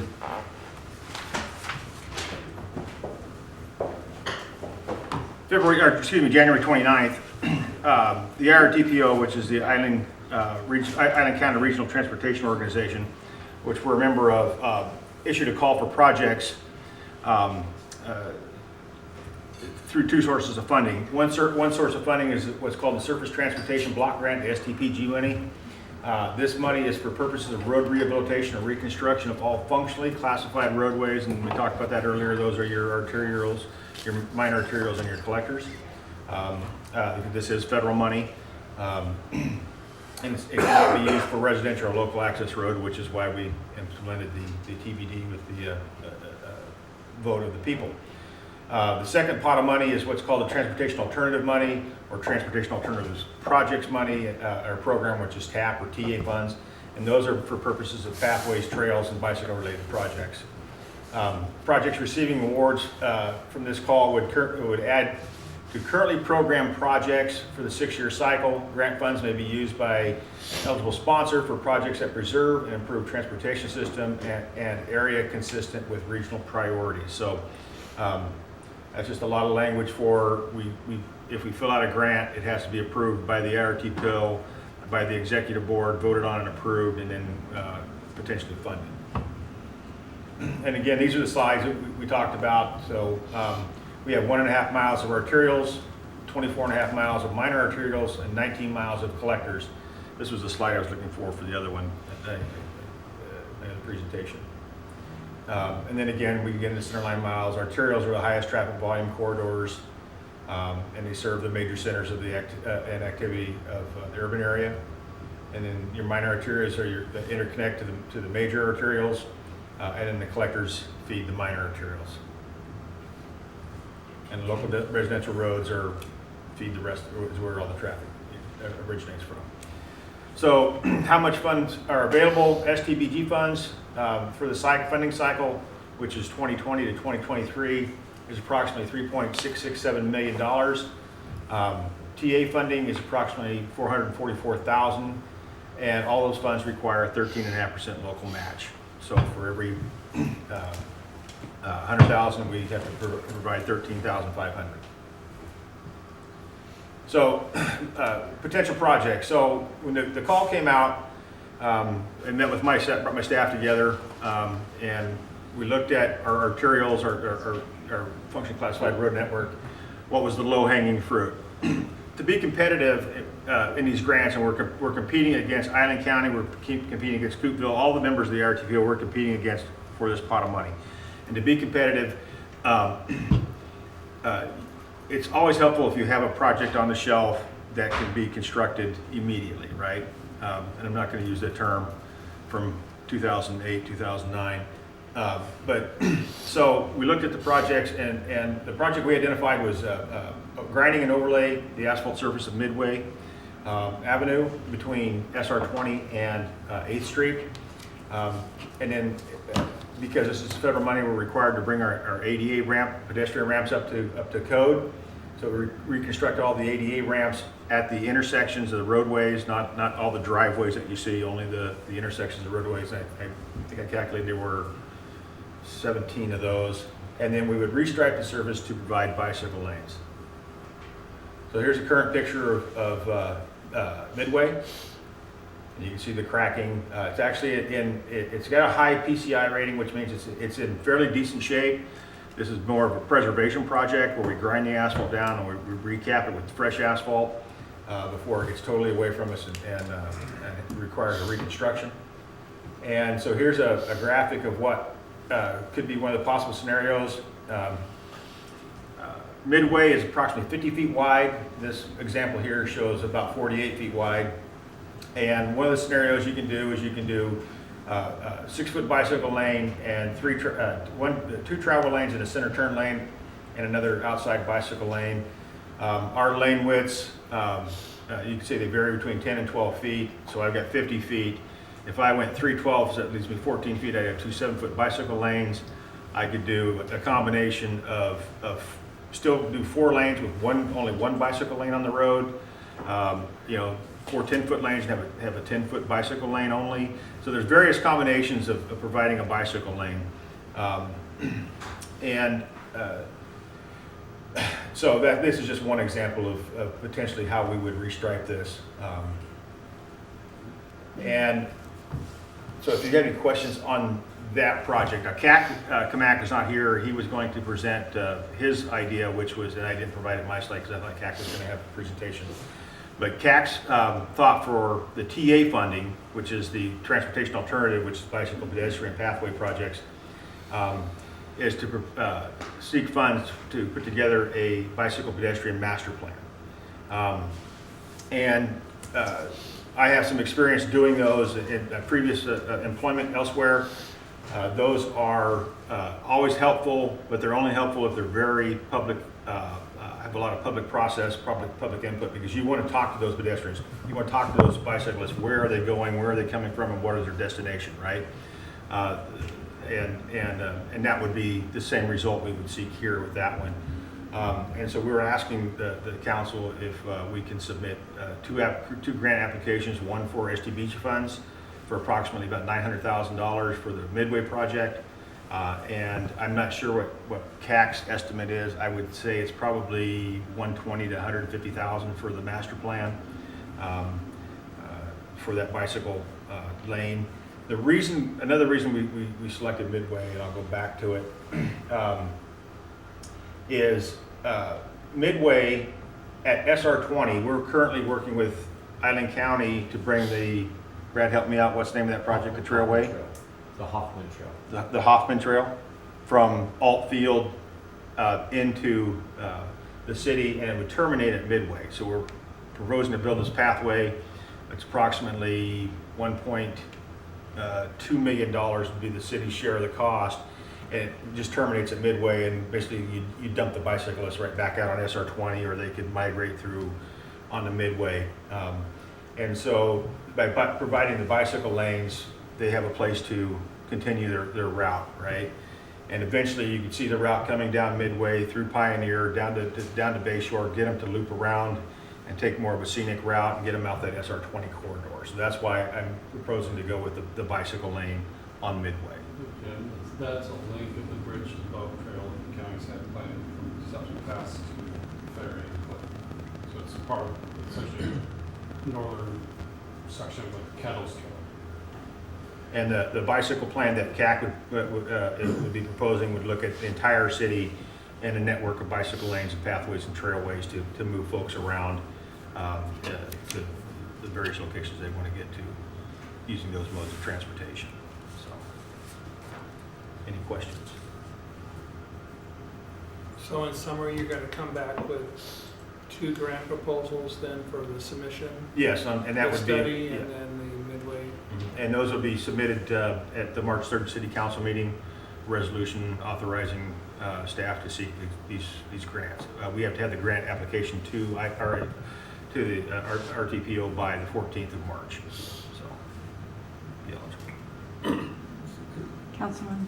Thank you, Mayor Pro Tem. So, Jim, to get these grants, do we have to have specific projects already sort of in mind or listed, like the bike trails, the bike paths, or bike lanes, like on Midway?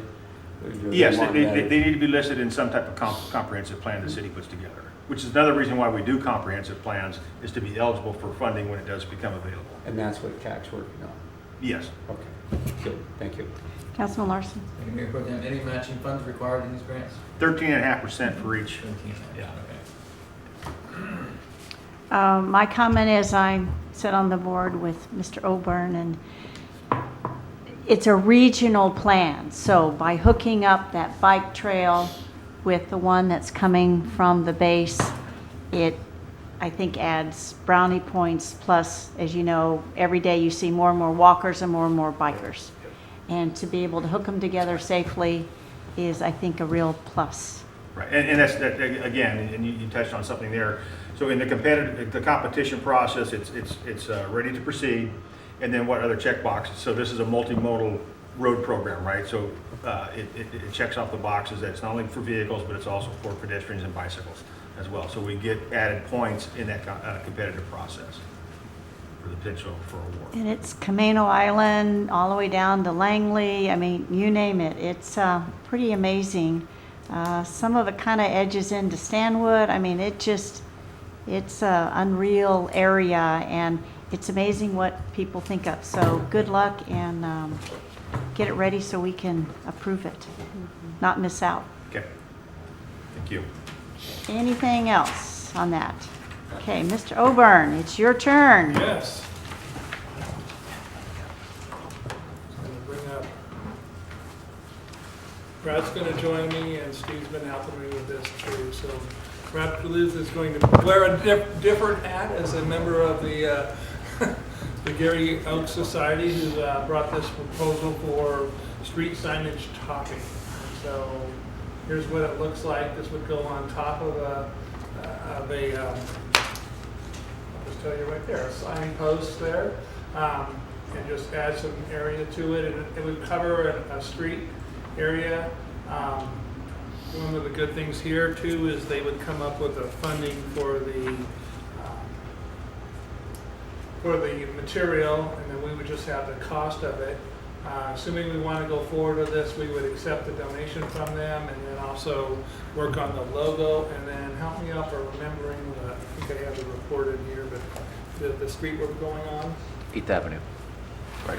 Yes. Yeah, it's 8th Avenue, and I Okay. think while originally it might have been from Midway to Regatta, I think I've seen a recently revised proposal that would potentially take it all the way from SR 20 to Regatta. Yeah. Correct, and brown is one of the possible colors, the other is black, and that logo is already designed, paid for by the tree logo is already paid for by the Gary Oaks Society. So just really a win-win here for the city. I think it highlights the environmental issue here, and highlights the tree that we like to have here, the Gary Oaks tree, and have the Avenue of the Giants. You know, if I could also just add, it also is just one more way to highlight the partnership between the city and the Gary Oaks Society. As you know, we've developed a strong relationship with them over the last several years. They've been an active part of conversations about development codes, and this is just one more place where we could be a partner with them. And so the resolution that I think we're envisioning would have the council acknowledge and recognize that partnership. It also then provides you a little bit of protection because we have this partnership. It gives you the ability to say that to somebody else, gosh, we really can't put your sign toppers here just because you want them. We have this special relationship. So it's also a little bit of protection for you. And it shouldn't cost us anything. No, and the beauty of it is that there's no permitting requirements. These are signs which are exempt. It's really a great partnership. Any questions? Okay. My first let's go for reaction, I it. like the brown best. Me too. Okay. Brown, Me too. brown. That's why I went with the brown. That's a common reaction. Yeah, brown. Okay. Draft 21-22 budget goals update, city vision. Yeah, this is follow-up from our retreat. Hopefully we kind of concise down things to go a little bit smoother here.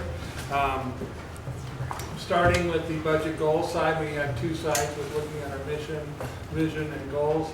Regular goals are more general goals, but we have our specific budget goals. We broke it into 7 categories, and then with staff help here in our office, we tried to boil it down, look at other objectives, and kind of bring in a plethora of explanations here, kind of following our current format in the budget using the objectives. So the economic development, we have 3 objectives here. We're looking for a council input right now and then bringing it back for final adoption of these economic goals for the city council here. So we looked at we kind of blended some of there was an economic development, there was different people that put in the definitions, and we tried to use these objectives to kind of blend that together. So I thought we did a good job of kind of trying to capture your intent here for economic development. The first one, create a staff position with specific objectives to promote and develop economic diversity and targeted growth. So we took different things and kind of put it together. The next one, encourage job creation and economic growth by supporting such organizations as the Chamber of Commerce, the Old Carver Main Street Association, and then lastly, expand Goldie Road business industrial area through extension of utilities. This has been one of our goals here. I kind of intended that this was what you guys were capturing with it, so I might have put words in your mouth. You can pull me back if we're wrong, but hopefully it looks like I'm getting some consensus here with this one. I guess probably the best thing to do is just give me input as we go along with these. So if that one looks good, I'll just go on to 2, regional park. Focusing on develop the regional park plan and start construction. So we have that funding to spend within 3 years that we need to work on, and then certainly the long term is procure long-term funding for virtue development and maintenance. Maintenance is always a challenge for us, so we put that in our goal there too. So any input on this one? Number 3 was effective transportation benefit district plan implementation. We just started some of that in this year. Launch TBD project using new sales tax revenue. So we'll do quite a lot of it. It'll spend 3 times as much as what we're doing in 2020. We started a little bit this year, and then communicate project status and recognize community support for TBD sales tax referendum. We're doing some of that for this year, but we'll continue as we go along here to thank the citizens and recognize the appreciation we have for that funding, and so they can realize the benefit. One of the things they teach in my profession is people aren't necessarily opposed to higher taxes if they feel like they're getting higher services. And so we want to demonstrate the services that they're paying for. And then plan for pathways and bike trails in future years. We talked about probably after year 8, 9, and 10 having some funding in there. It's not going to be an immediate goal, but it made sense to just kind of put that in there. So any input on this one? Okay. Go ahead. Mr. Oburn, Yeah. on these, we got them. I didn't know I was supposed to be wordsmithing, so could we have a little bit of time if someone comes up with, if they thought a word was off or wanted to add something by a certain time? Yeah, if you I can mean, give I it read to- them, but I still thought this was draft. If that's okay? If Yeah, we, that's okay. fine. All right. And we could kind of, we've done that with other things when we did like the legislative priorities. We kind of went through and then you gave us different input, and usually it's pretty good input, and we just did the modifications. So we could do the same way we did with the legislative priorities. And then we could probably target a little bit more time, and we need this by, I think, the end of March is our kind of area for budget goals. Is that? Actually, I was going to send out the budget calendar on March 1st, but this doesn't have to be a part of it, so that's fine. I'll still send Yeah, it. we were trying to get it in there, but we Okay. could still wordsmith it a little bit. I mean, ideally we target it for the 3rd, but we can move it to the following 2 weeks after that. What would you rather Everybody's see? kind of brain dead. I mean, we're really close. Yeah. And to say, oh, do you have any questions about it? It's kind of like, Okay. just Well, if you want, a little in the bit, interest to of the time- second meeting would be better. Okay. In the interest of time, I mean, it's in your packet. You want me to kind of go through this slowly, or just, we can just zoom on through? Just kind of Facilities zoom there, IT and fiber is there, Windjammer Park is there, so, and workforce housing and development. So go ahead and feel free to send us any input you have on these 7 items, and we'll wordsmith them a little bit differently. For approval on we'll plan on the March, is it 18th? 17th, okay, March 17th, okay. All right, this one we could do the same way. This is pretty much one of the things we talked about, staff, is just our preference. We didn't have this on the retreat, but a lot of council members knew it and cited it. We kind of like to wordsmith it into a sentence, so that was kind of our preference, but certainly it's your prerogative. So we made a little bit of staff putting this proposal in here. So give us your input on whether you like the dot staying or whether you like the is going away. This one's pretty simple. It's exactly what we got the input with, and then the other ones are pretty much, these are pretty much with exactly the way you guys did it. I think we worked on goal weight a little bit and wordsmithing a little bit, but you can do the same thing with this, is go ahead and give us input and we'll modify it. And that's all I have. Okay, any further questions for that? This is now council's term to mention something. Oh, I'm sorry. Go ahead. I cut you off. I didn't mean to. All right, I'm going to go on to item Okay. C, right? Yep, City item Administrator C. report.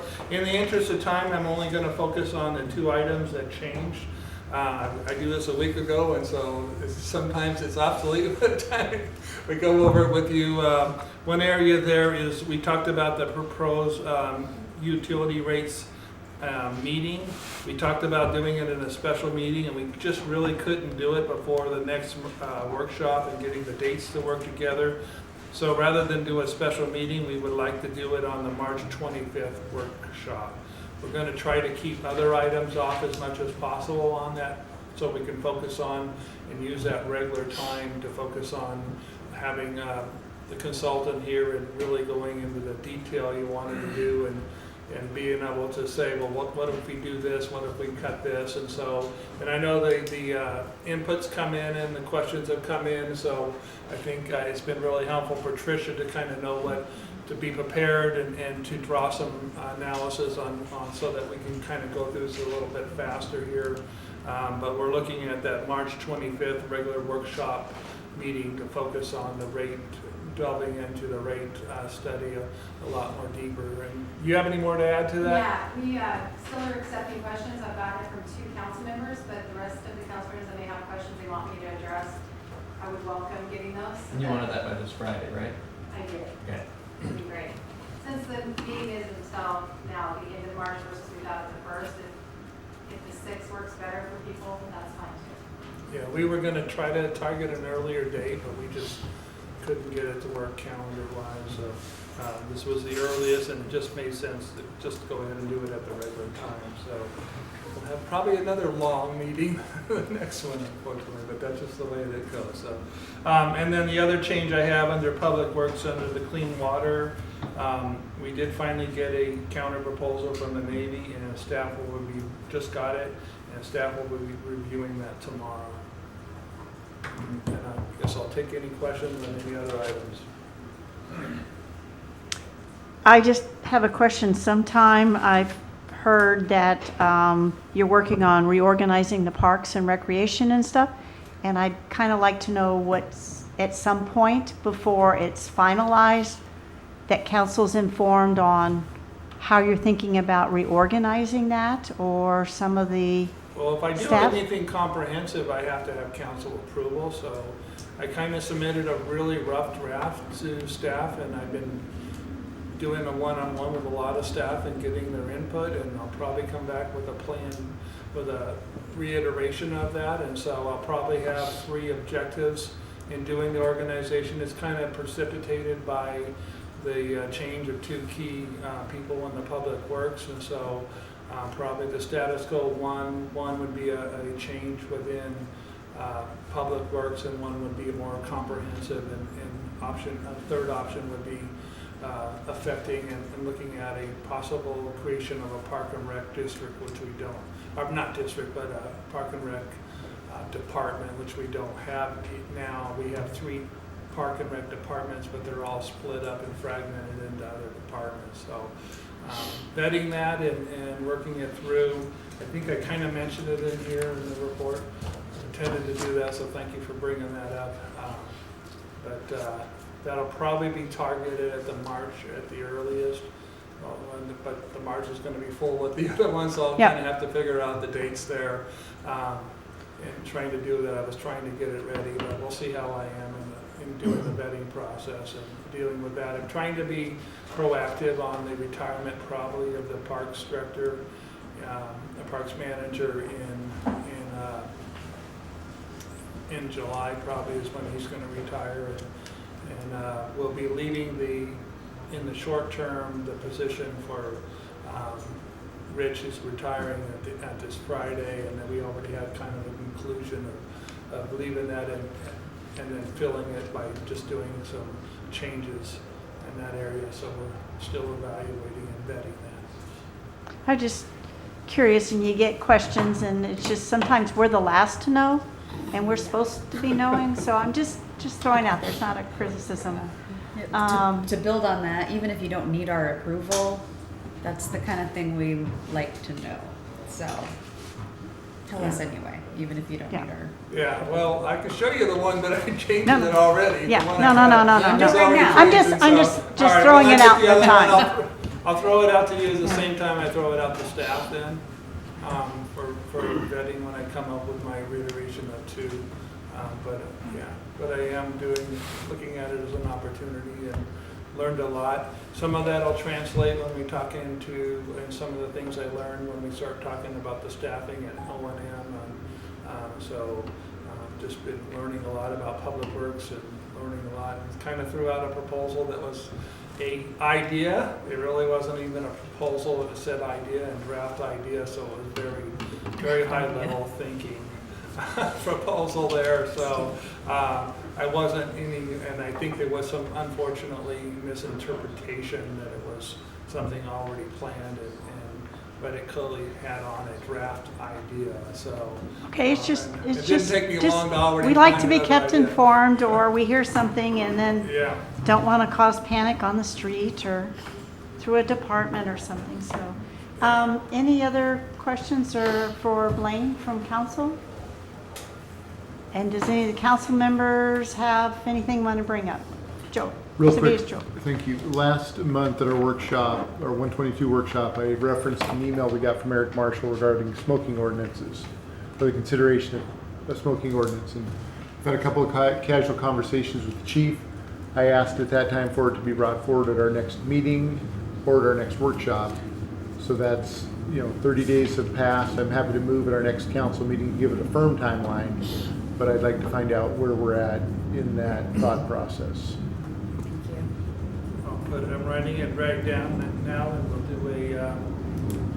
we do a meeting briefing. We're doing post meetings on our department meetings, so we can kind of go over the things that council talked about. We try to capture and write down all the things you bring up, and kind of make sure that we kind of delegate them. So if we could capture a number of other ideas, and they're kind of in the works. So thank you.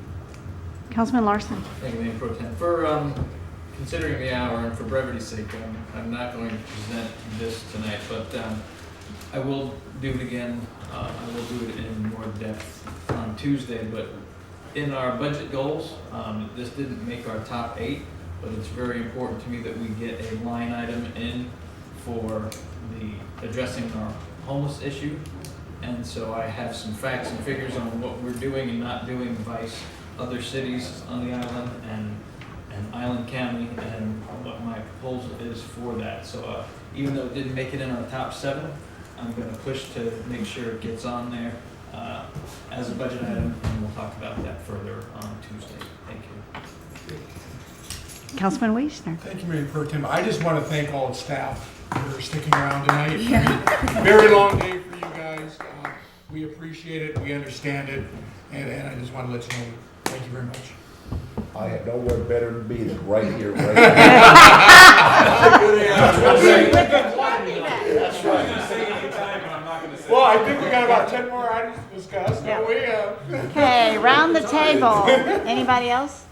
I have one thing I would like council to think about, and because of recent events, I would like to re-examine our hearing examiner, who it is, and our expectations.